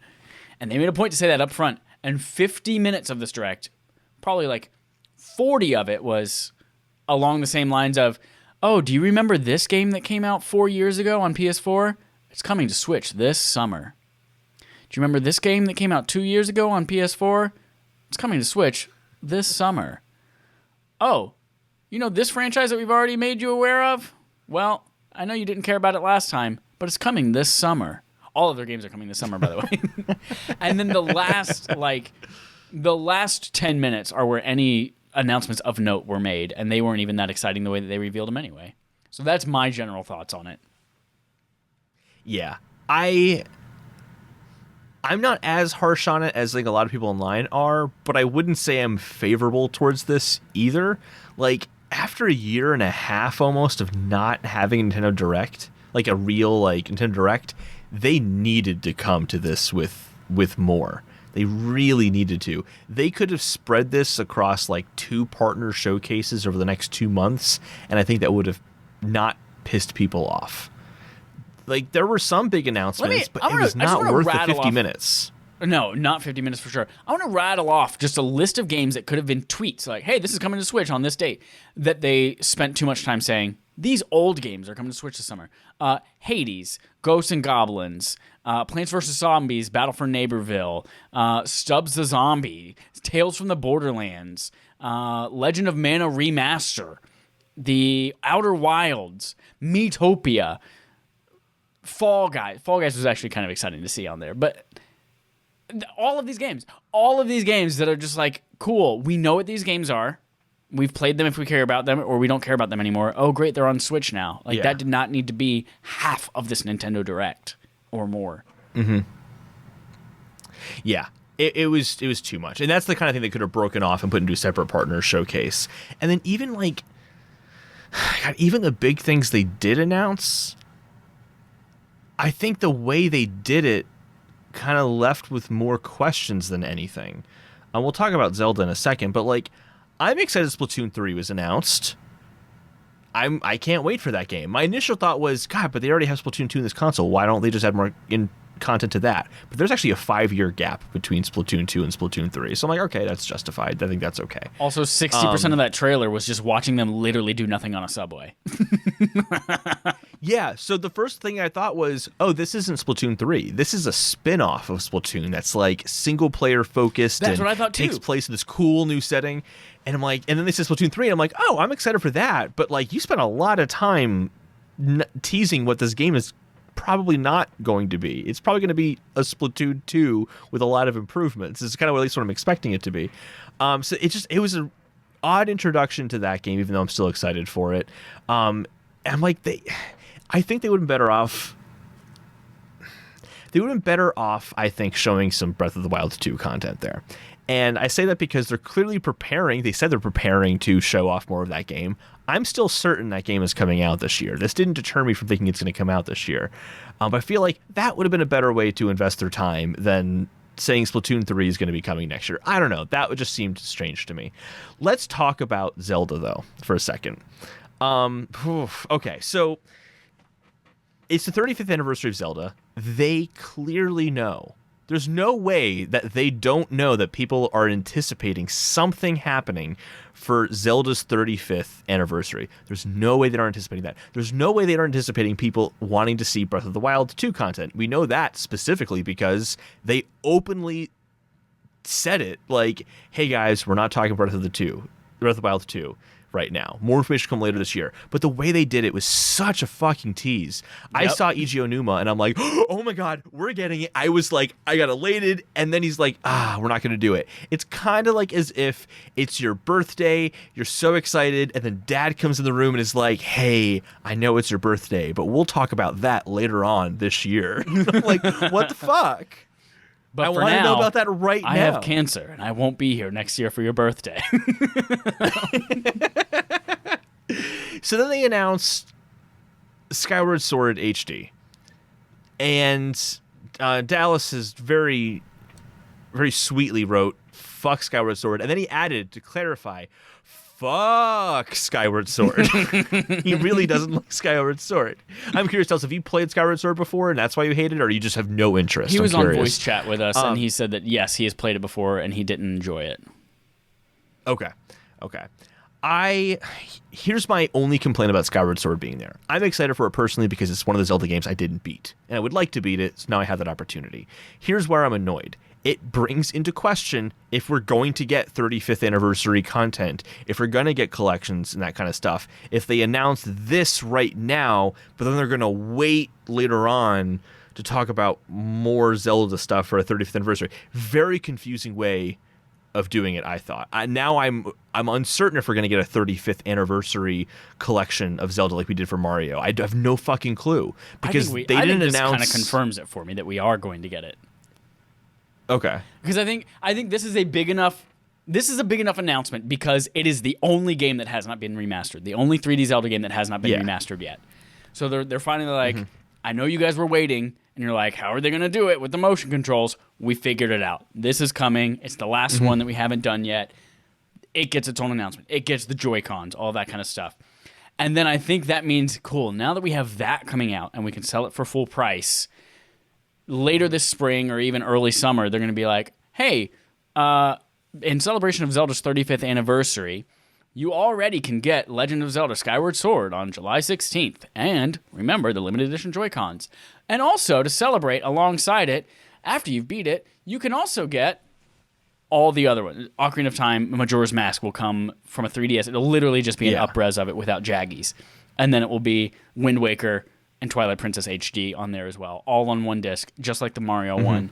But they're going to use that as a way to, just like Mario did with the 35th anniversary and the Wii U, port, that's exactly what they're doing with this. Yeah. It's going to be like, here's all the old ones bundled together, and then here's another remaster that we can say you can pay full price for. So I am more so than ever, I think, this summer, before Skyward Sword comes out, we're going to get an announcement of the 35th anniversary collection. I hope so. Because my initial thought after seeing this was, I was confused. I was very confused. I hope you're right. We'll talk in a second about a story that gives me more confidence and more faith. I don't know. I just thought it was a really weird way to approach it. I get, it's like it feels like too much of a tease. Nintendo likes teases. This is like too much of a tease, I think. Especially to literally just say, you probably are expecting me to say something about Breath of the Wild 2, aren't you? Like, they literally said that out loud. Yeah. And this is why I'm kind of, overall, like what I explained before was my initial reactions to this and my initial frustration. Overall, I'm in agreements with you. They're going to do something because they kind of have to. They're going to talk about Breath of the Wild 2 probably in that like 35th anniversary context.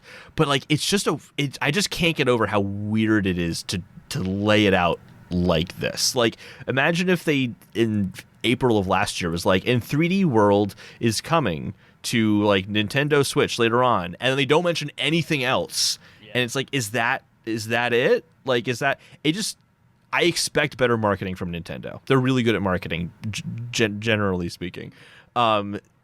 This was not their highest moment. The cadence they had planned for. Remember, because they wanted to spend all of 2020 talking about Mario's 35th anniversary. Yeah, that's true. Yeah. So they had in the plans the collection coming. They had in the plans the Wii U game. They had the Super Mario 35 fucking Battle Royale game. They had a bunch of stuff in there, and they had that at a release cadence. I think they're gonna do the same thing. They're like, cool, Skyward Sword's coming in the summer. In the fall, look forward to this collection. And then early next year, in 2022, we have a brand new Zelda game to finish out the year with Zelda Breath of the Wild 2 to put a cap on its 35 years. And, you know, Breath of the Wild came out in March. Why not, you know, end that kind of cycle with March release as well? I don't know, because that's kind of what they did with Mario. They're like, hey, we've got Super Mario 35 right now. And then in September, you've got the collection coming out. And then early 2021, we have a new game, a new remaster coming out. I hope you're right, because I want more Zelda content on Switch. I want Wind Waker. I want Twilight Princess. I cared less about Majora's Mask and Ocarina of Time coming over just because I have those on 3DS right now, but I'm hoping you're right about that. And I think that you are. I'm just upset with how they're handling it. I just want it now. Yeah. Some other things that they announced there. Another thing that kind of I think added to my confusion on the whole Zelda thing is Hyrule Warriors Age of Calamity is getting an expansion pass that's coming out in the summer. I guess there's demand for that game. Bland. I guess people like it. Yeah, people seem to really like it. That expansion pass just seems weak. It's like new outfits and some like new levels, and that's kind of it. But like whatever, it's cool. I'm not going to buy it anyway. I'm not going to buy the initial game. Super Mario items coming to Animal Crossing. The update's arriving February 25th, but the items aren't available till like March 1st or something like that. But whatever. I usually don't like the seasonal items in Animal Crossing. I usually just don't include them on my island because I just don't really care about the events. No, but I still have a bunch of the wood eggs because when I go to visit a friend's island, I just bury one on their island. So they dig it up and wonder why the fuck there's an egg in their island. It's great. But these items I thought actually looked kind of cool. I don't think I'm going to use any of them. Maybe the mushrooms.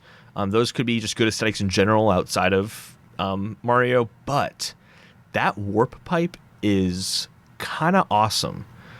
Where you can, essentially you can set up two warp pipes and warp between them, just like you would expect a warp pipe to do. And as you know, on my island, I have a secret area, and I'm like, what if I made a second secret area that is accessible only by getting to the first secret area, and I just have this like fenced off area no one can get into, and the warp pipe is in there, with the first warp pipe being in my secret campsite. I'm like, that would be kind of awesome. I have like two kind of secret areas in my island. You have to like, they play off of each other. I'm like, I think that's what I'm going to do with that. I'm excited about that. That's going to be cool. I kind of was expecting to see like an Animal Crossing anniversary like update, like a 2.0 update. And I feel like that is still coming, but I'm not bummed it didn't show up actually, because I kind of realized that that's the kind of game that they can just do a direct specifically for Animal Crossing and just have an Animal Crossing only direct and really break that down. I am still extremely confident we're going to get a 2.0 update to Animal Crossing this year. The evidence for this, I think, is abundantly clear. Every time they do a new holiday or a new event, it goes from 1.1 to 1.2 to 1.3 to 1.4. They're on 1.7 right now. Mario's going to be 1.8. They're not going to get to 1.9 and start doing 1.9.1, 1.9.2, 1. They're going to get to 2 eventually, and they're going to have to do something big to justify it being a 2.0 upgrade. They have a plan. I'm expecting something. We'll probably hear about that, though, closer to March 20th, which would be the 1-year anniversary of Animal Crossing New Horizons. So still holding out hope for that. But we haven't talked yet about the biggest game, and that was the Famicom Detective Club. There are 2. Yes, I'm just kidding. We're not talking about that game. 2 of them coming. You mentioned briefly Outer Wilds. I agree that should have just been like in a montage or something like that. But I am still really excited that game is coming to Switch because for 2 reasons. One, I didn't think it was possible to get that game on Switch because there's so much.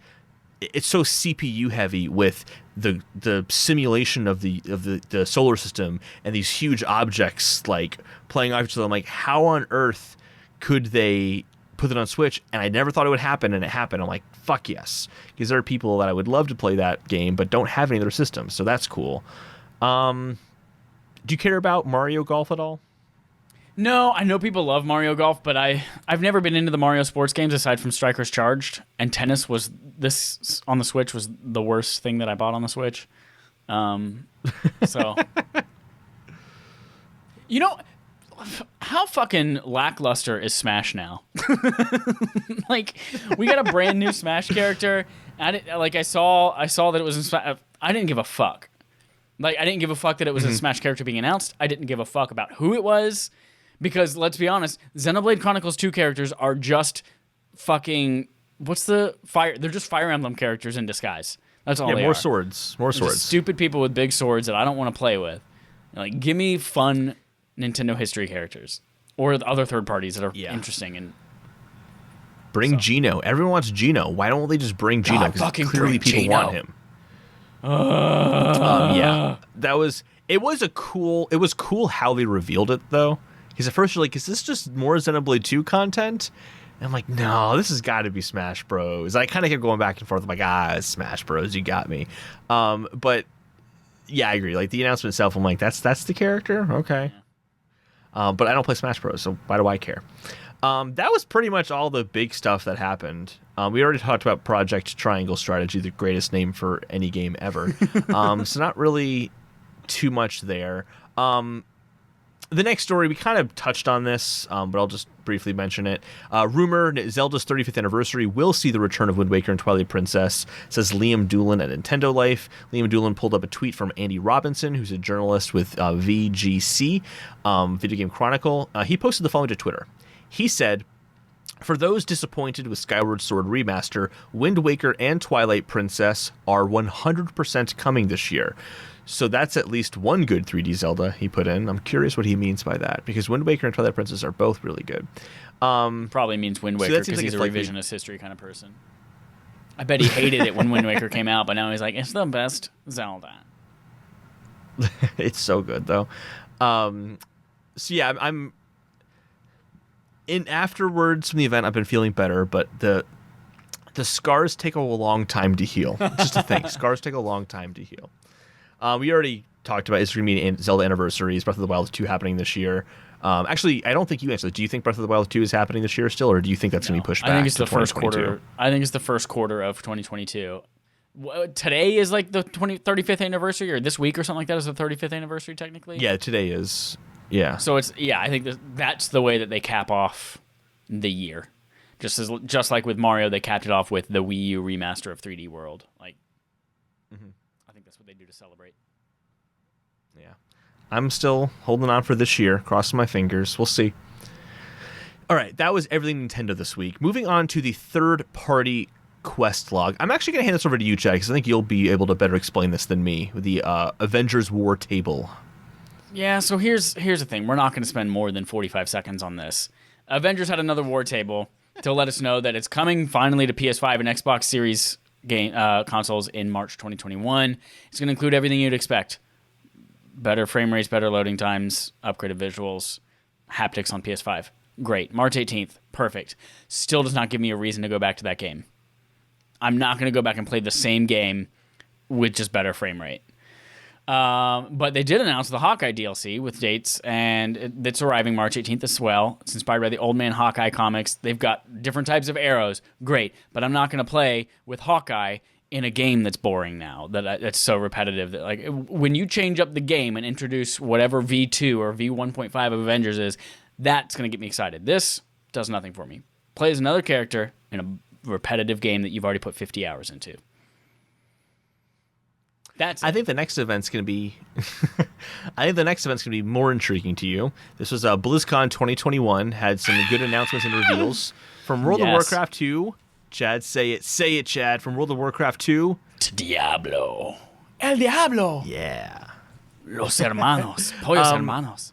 There a lot of the things here we're not going to talk about, like World of Warcraft, that kind of stuff. But Chad, tell us about Diablo, because here's the thing. We all know you love Diablo. I didn't watch the BlizzCon announcements, so I just like caught up with trailers about the things I care about, which was really just Diablo 2 and Diablo 4. So I just watched those two things. So if you're interested in like, oh my God, what Warcraft stuff was announced, I'm not the person for that.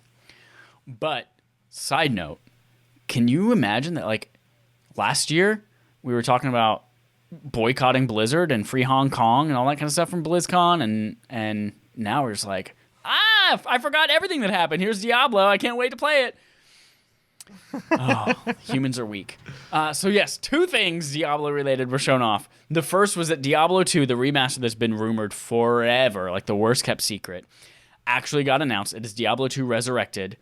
It is the game from a trillion years ago. I think it was like the 25th anniversary of that game or something like that. It is coming this year to all consoles and PC, and I'm cautious but also very excited. That game, as I mentioned earlier, was one of the very few games that I know that I've put over 200 hours into, and I've played through the whole game with several different character classes and different builds of those character classes. So I'm excited that it is that game again. And they've mentioned that as much as possible, like it is literally a reskin, like a remaster, not a remake. And they've mentioned a couple of quality of life improvements, but there are some things that I think need to happen as well. So they've mentioned that they're going to have the option for you to automatically pick up loot instead of having to click on every single thing as you go, which is nice. But loot in Diablo 2 is not instanced. And what that means is that like if you're playing multiplayer and a ring drops, it's whoever gets to it first. They get that ring. If a sword drops, it's whoever gets to that sword first. That provides for a very hostile multiplayer environment with myself because I want all of that loot. And, modern RPGs now with Borderlands and Destiny and things like that, you all get your own version of the loot. No one has to worry about fighting over it. And so they've mentioned a couple of improvements, but that's not something... Obviously, we don't have a ton of details about it right now, but that's something that I do hope gets addressed. And then, you pointed this out too, that it looks like it did way back then, but just with upgraded visuals, which I think is a really cool throwback to it. They could have made it this really like super high def modern looking thing, but like it's kind of cool. It looks like a 90s game. Yeah. It still looks like a 90s game. Just Diablo's not my kind of style of game, but I totally recognize that this is a massive announcement. It's kind of funny. I think I've heard more about Diablo 2 than Diablo 4 this week, which is kind of funny. Well, part of that's because they didn't reveal much about Diablo 4, but Diablo 2 was... Yeah. Diablo 2, they mentioned it in the reveal trailer. It basically defined what the modern action RPG is. So, like, that's really exciting just to be able to go back and revisit that. But for us, it also sparked now... Like, Matt's going to play Diablo 3 for the first time. We're all going to play through that. And then we're all going to go back and play Diablo 2 together when it comes out. So being able to do that is really, really fun. But then they also announced for Diablo 4... Oh, one more thing about Diablo 2 that's exciting. They mentioned that for the game itself, it is literally the same game underneath. They're just putting new textures on top. So you could switch between the old and the new graphics on the fly. Oh, that's cool. But they said that you can't do that, obviously, with cinematics. So they're actually going back and recreating every single cinematic from the game. And that's... Watching the Diablo... I don't know how many Blizzard cinematic videos that you've watched, But they have the most fucking amazing cinematics in games. And even 25 years ago in Diablo 2, I was playing that game. I wasn't playing it at 5 years old, but 6 years old. But whenever I did eventually play it as a young lad, I was thinking like, this is the best fucking animated thing I've ever seen. Like it looks so good, even way back then on a 800 by 600 TV screen or computer monitor. So with them remaking them now is going to be, I can't wait to see what those cinematics look like. Then Diablo 4 Rogue Class. I love what they're doing with, like, the Diablo universe itself has like this cool way of carrying things from game to game, like the town of Tristram and the characters that it brings from game to game. And there's been like the Barbarian class has been with the series almost from the beginning, which is kind of cool. It was introduced in Diablo 2, and that same Barbarian has been a character in Diablo 3 that's playable, and now Diablo 4, but they update it in different ways.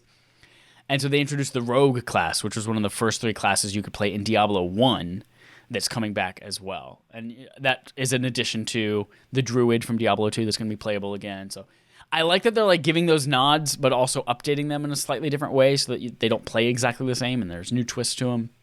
It's cool. The video itself was a lot cooler than the Rogue class is, because the Rogue class is basically just bows and it's not fun.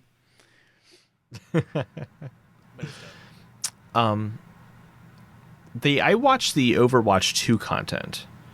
I actually watched the entire video for it, which I just want to watch a little bit of it, but I was actually kind of captivated by it. It looks really, really good, actually. And I can absolutely see myself playing that game. I'm actually kind of surprised to be saying that, because I didn't really care for Overwatch 1 that much. I don't really get into the competitive style shooters that much. But they are adding a lot. It is not just the competitive part of it. There's a lot of single player parts with essentially like it look like a lot of strikes like you'd see in Destiny, essentially, but apparently there are like hundreds of them. The game is just fucking gorgeous looking. It honestly looks like it'd be a lot of fun to play. So I was actually kind of impressed by that. I'm curious to see more of that. Maybe I will get that. Who knows? Ooh. Sorry, so that was all the fun news for the week. Let's move on to a more serious topic. We're going to talk about 6 Days in Fallujah. Quick background. I don't want to spend too much time on the background, but basically 6 Days in Fallujah is a game based on real events that is made by interviewing the Marines and some civilians that were in Fallujah at the time. It was a large-scale conflict during the Iraq War. I just heard a brief in Discord that I lost you for a second. And it was going to be made in 2009. It ended up being canceled by Konami because there's just a lot of backlash around making a game based on real-world events like that, which 2009 was a very different time for games. Very, very different time for games. So I think I can understand why they would want to come back and maybe try to do something now, because things have changed so much. They February 11th announced a new trailer for it. It's largely their same exact goal that they had before. They're just doing it again. And there's been a lot of controversy about a specific statement that was made by the creator, which is kind of found in the headline, but I want to read the context in the article because I think that it's important to see that context here. So here's the headline from Charlie Hill at Polygon. 6 Days in Fallujah, not trying to make a political commentary, creator says. I'm going to break down the story here, and then we'll kind of talk about the full breadth of it. So I think this is an important discussion. The game 6 Days in Fallujah is attempting to document through video games the experience of a soldier in Fallujah and bring greater awareness to the conflict. They used interviews with real Marines and civilians on the ground during the conflict to create the most realistic experience possible. These real people are also characters in the game, including their likeness. Because of its specific focus on Fallujah, the game will not delve into the rest of the Iraq War or the political circumstances that led to it. This is a quote from, what's the guy's name? I guess it's Tomte, who is the head of the game's publisher, Victura. He was also actually the VP of Bungie when Halo came out, so he's been in the industry for a while. He said, "For us as a team, it's really about helping players understand the complexity of urban combat. It's about the experiences of that individual that is now there because of political decisions, and we do not want to show how choices... We do not we do want to show how choices are made by policymakers affect the choices that a Marine needs to make on the battlefield. Just as that Marine cannot second guess the choices by the policymakers, we're not trying to make a political commentary about whether or not the war itself was a good or bad idea. I think the full quote there paints a different picture than the initial headline does.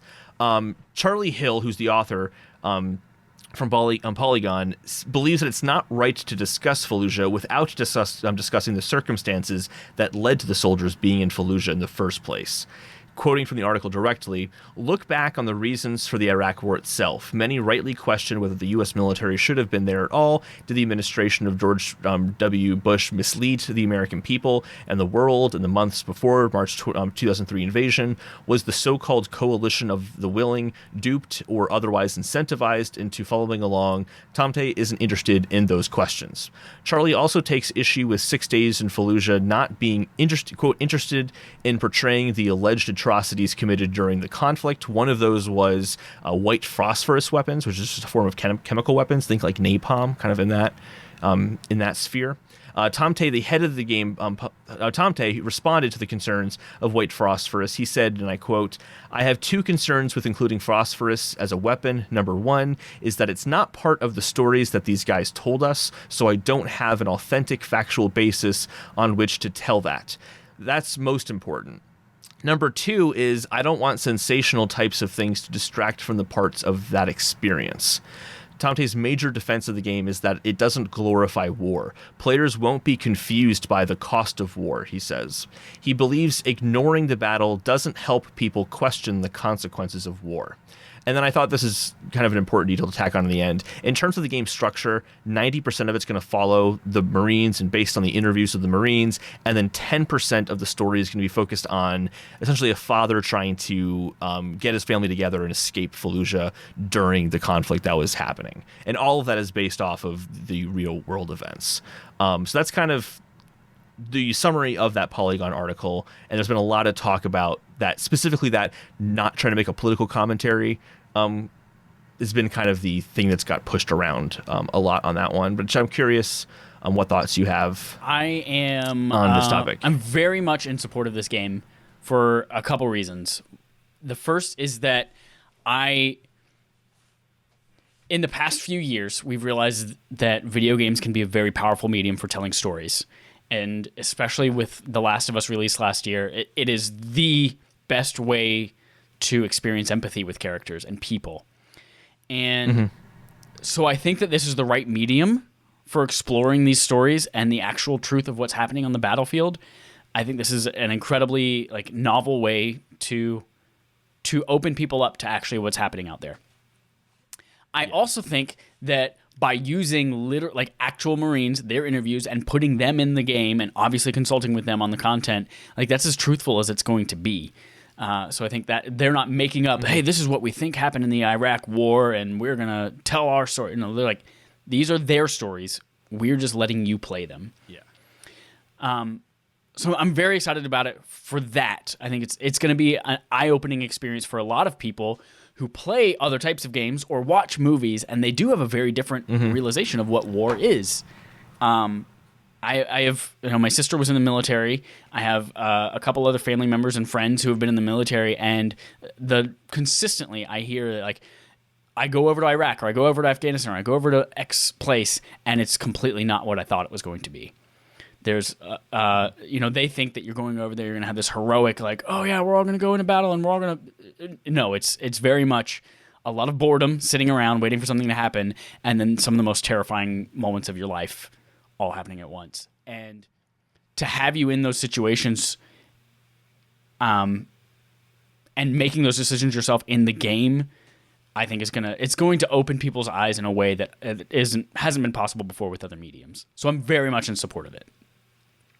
Yeah, I 100% agree. I mean, I've always, like you were just saying, I've always had this idea that, games have a capacity for empathy that no other medium can possibly have. That's why I think The Last of Us Part 2 story was so successful, and I think that's why this game is so important, is because it's like this is the closest we're going to get to a video game documentary, and being in the the shoes of those soldiers, experience that for the real life. I can't think of a better way to do that. And I'm quite frankly a little bothered that this misquote of "we're not trying to make a political commentary" is being thrown out there when he's not saying that they don't want to make a political commentary. He's saying the scope of this game is Fallujah. The scope of this game is not going to be Dick Cheney and, George Bush and the things that they did. That's just outside the scope of this game. And I think a good way to look at this is, what did The Hurt Locker, a great movie about the same war, that had more to do with the lives of the soldiers and less to do with the policy decisions that went into it. And that movie can stand on its own, so I don't see why this game can't stand on its own and focus very specifically. I don't have any problem with this game being made. I wouldn't have a problem if a game that focused on George Bush and Dick Cheney and their atrocities and all that. I don't know what that game would look like, but I mean, they're just separate things. You don't need to talk about the whole context of the Iraq War to talk about Fallujah. They're just... It's like saying the documentary Super Size Me didn't talk about Burger King. It's like the focus of that documentary was McDonald's. Like, that's just what that was about. I'm curious why they're not putting the white phosphorus in there. That seems important. I get what he's saying, that it's not what those soldiers experience in there, but I think that could be controversial. But I think the really important thing to keep in mind with something like this is that this game is playing into a gray area, and it is really important that we judge this based on the game itself and how successful the game is in capturing that experience and the discussions that pop up from the actual content of the games. And I really hope that it doesn't get lost in, that game that didn't want to talk about politics, and like that's the conversation. I just feel like that would be a loss, because if we want to take games as art seriously, I think it's quite frankly mandatory that we give this game a chance. I think it would also be really disingenuous to introduce the political discussion into the game that they're making, because it's very clear they are there to describe the experience of the soldiers themselves on the ground in the moment during combat. And that furthest thing from their mind is, did George Bush make up something in order to get me here? And are they making the right political strategy, like the political moves? And why am I in this spot? No, they are literally thinking, when I open this door, is there going to be a machine gun waiting for me there? And they open the door, and as they said in the trailer, it's like, you either are dead or you feel a sense of relief. And you're like, thank God, now we have to go to the next room, and it's the next most terrifying moment of my life. That's what this game is trying to get across, in the same way that like Hellblade was working like moment to moment with the psychosis, and The Last of Us with the decisions that you have to make in that game in the moment. So I think to say, this game is about the war. I want to tell the story of this particular soldier or this group of soldiers in there, and then to introduce all the political discussion. Like, they have nothing to do with that. That is none of their concern. Their concern is, how do I stay alive? How do I deal with the terror of having to shoot these people who are trying to murder me? And then how do I make sure that the civilians get out and I'm doing my job? Like, that's what this game is about. And I think it would be awful if they tried to introduce the political stuff as well. Absolutely, yeah. And I think that to even kind of continue that, like, I think it's really important to show the difference between the policymakers and the soldiers. I think people had this idea that, or some people at least, had this idea that, the soldier. I've actually heard this from a friend of mine recently, like, soldiers are bad. And I'm like, they don't make the decisions. They don't get to decide, like, that they go into that particular building. If you decide as a soldier, I'm not going to partake in that battle, the penalty is a lot of prison time, potentially up to the death penalty, depending on the severity of your desertion.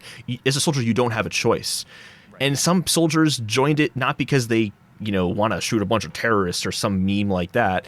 Some soldiers got into it because they didn't have means to pay for college and they wanted an opportunity to go to college. So they joined the military. And like, there are so many reasons that someone becomes a soldier, and then they sacrifice their lives. And like, you got to create the distinction between the policymakers who tell the soldiers what to do and the soldier itself. And I feel like this game really could help with that nuance in those situations. So right now this game's a PC only game. I think they have a plan to bring it to console eventually. I really want to play this game when it comes out. I really want to see how well they pull it off, because this could be, I think, an important step in games being taken more seriously and making serious commentary. So it makes me really want to go back and now play Spec Ops: The Line to see like just how revolutionary was that, or did it even go, because they they addressed white phosphorus in there as well. I was like, put that on the barf. I need to play that game. I've heard it's really good. So So yeah, I'm glad we got to talk about that because that's I think a really important story. Moving on to the fetch quests. Not a lot of fetch quests this week, mostly because we talked about the Nintendo event and all that stuff, which there's lots of fetch quests in there that we're not going to talk about.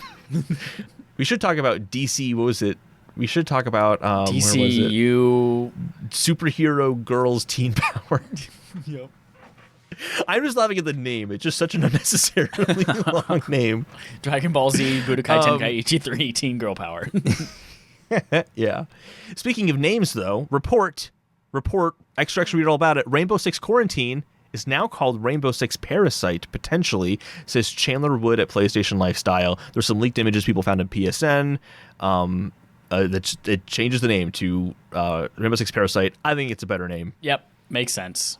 It's also a cooler name. Yep. Like Parasite is just like, oh, that reminds me. That's absolutely like zombies or Resident Evil or some kind of like crazy shit like that. Quarantine is just like, there was the movie Quarantine once that was kind of spooky, right? Yeah, I'm bored. Yeah, I'm gonna go watch a TikTok dance 70 times. Yeah. Let me sing a sea shanty.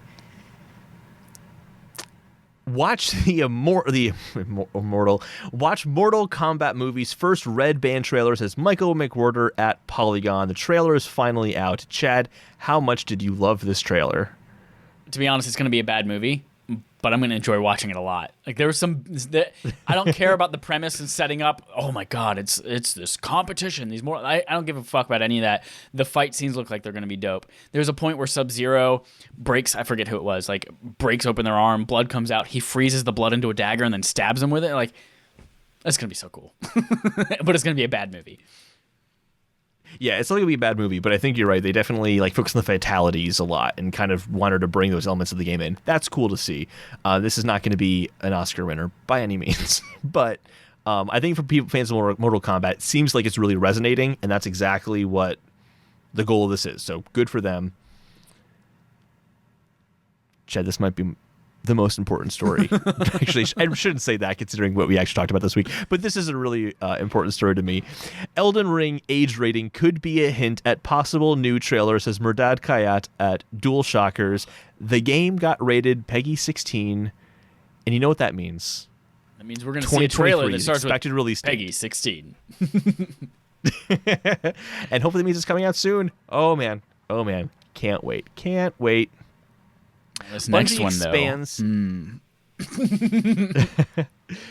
Bungie expands its studio partly to create non-Destiny games, says Jordan Oleman at IGN. Bungie wants to release this new IP by 2025, and their studio, by the way, is huge now. It's more than doubled in size. It's like over 200,000 square feet now.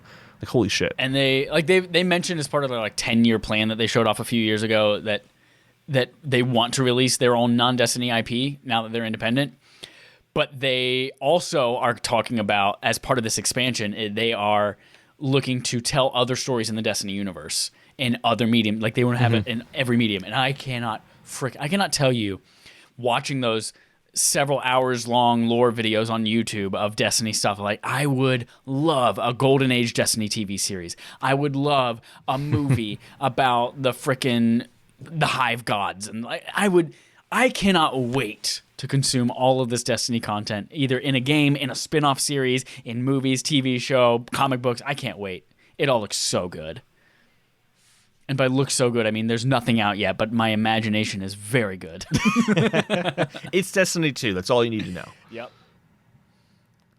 And that is everything you need to know for episode 200 of Respawn Aim Fire. That's the end, everyone. We already did Game on Game Show. We did. But we did Game on Game Show. We did 200 facts. We did 200 hours of games that we put into, and we did a 200 episode of Game on Game Show. We love everyone here. We have 2 reminders. The first one is Year of the Guest Part 2, everybody. AffableIdiots.com is a thing. Go there. Check out the other content creators. Come back to the top of the page. Join us as a guest on an episode sometime this year. Second, Legend of Zelda Majora's Mask is the BARF game for this month. That is Backlog Accomplishment with Respawn and Friends. Something that we're all playing together on our 3DSs or our N64s. And then we will talk about it. Or Wii Virtual Console if you already have it. That's right, Wii Virtual Console. We'll talk about it the first week of March as well. And the BARF poll for next month's game is up right now. If you voted immediately and voted multiple times, Dallas, we destroyed the poll, burned it, and put up another one with only restrict you to one. But you can vote in the poll based... Final Fantasy 9, Final Fantasy 9, Final Fantasy 9. You can vote on the poll if you are a patron at patreon.com/respawnaimfire. That allows you to influence what we play every month for Barf. It allows you to play with us on Thursday nights for game night. We played Zombies last week in Call of Duty. Who knows what we'll play this week? And you also get dope wallpapers for all of your stuff. Hold on. We're going to go out with glasses. Thank you, everyone, for listening. Thank you, Holden, for being with me for the last 4 years doing this podcast. Both of your eyes are now in 10 of the 200, but I don't care. I'm not going to adjust them to fit. There you... Oh, yeah. Nope. Yep. There we go. There we go. That's it, everybody. And until next time, here's our usual sign-off. Do you remember when you assholes thought I was outside the door and then I came running in from the side of the screen? Whew! 2 hundo, baby. 2 hundo.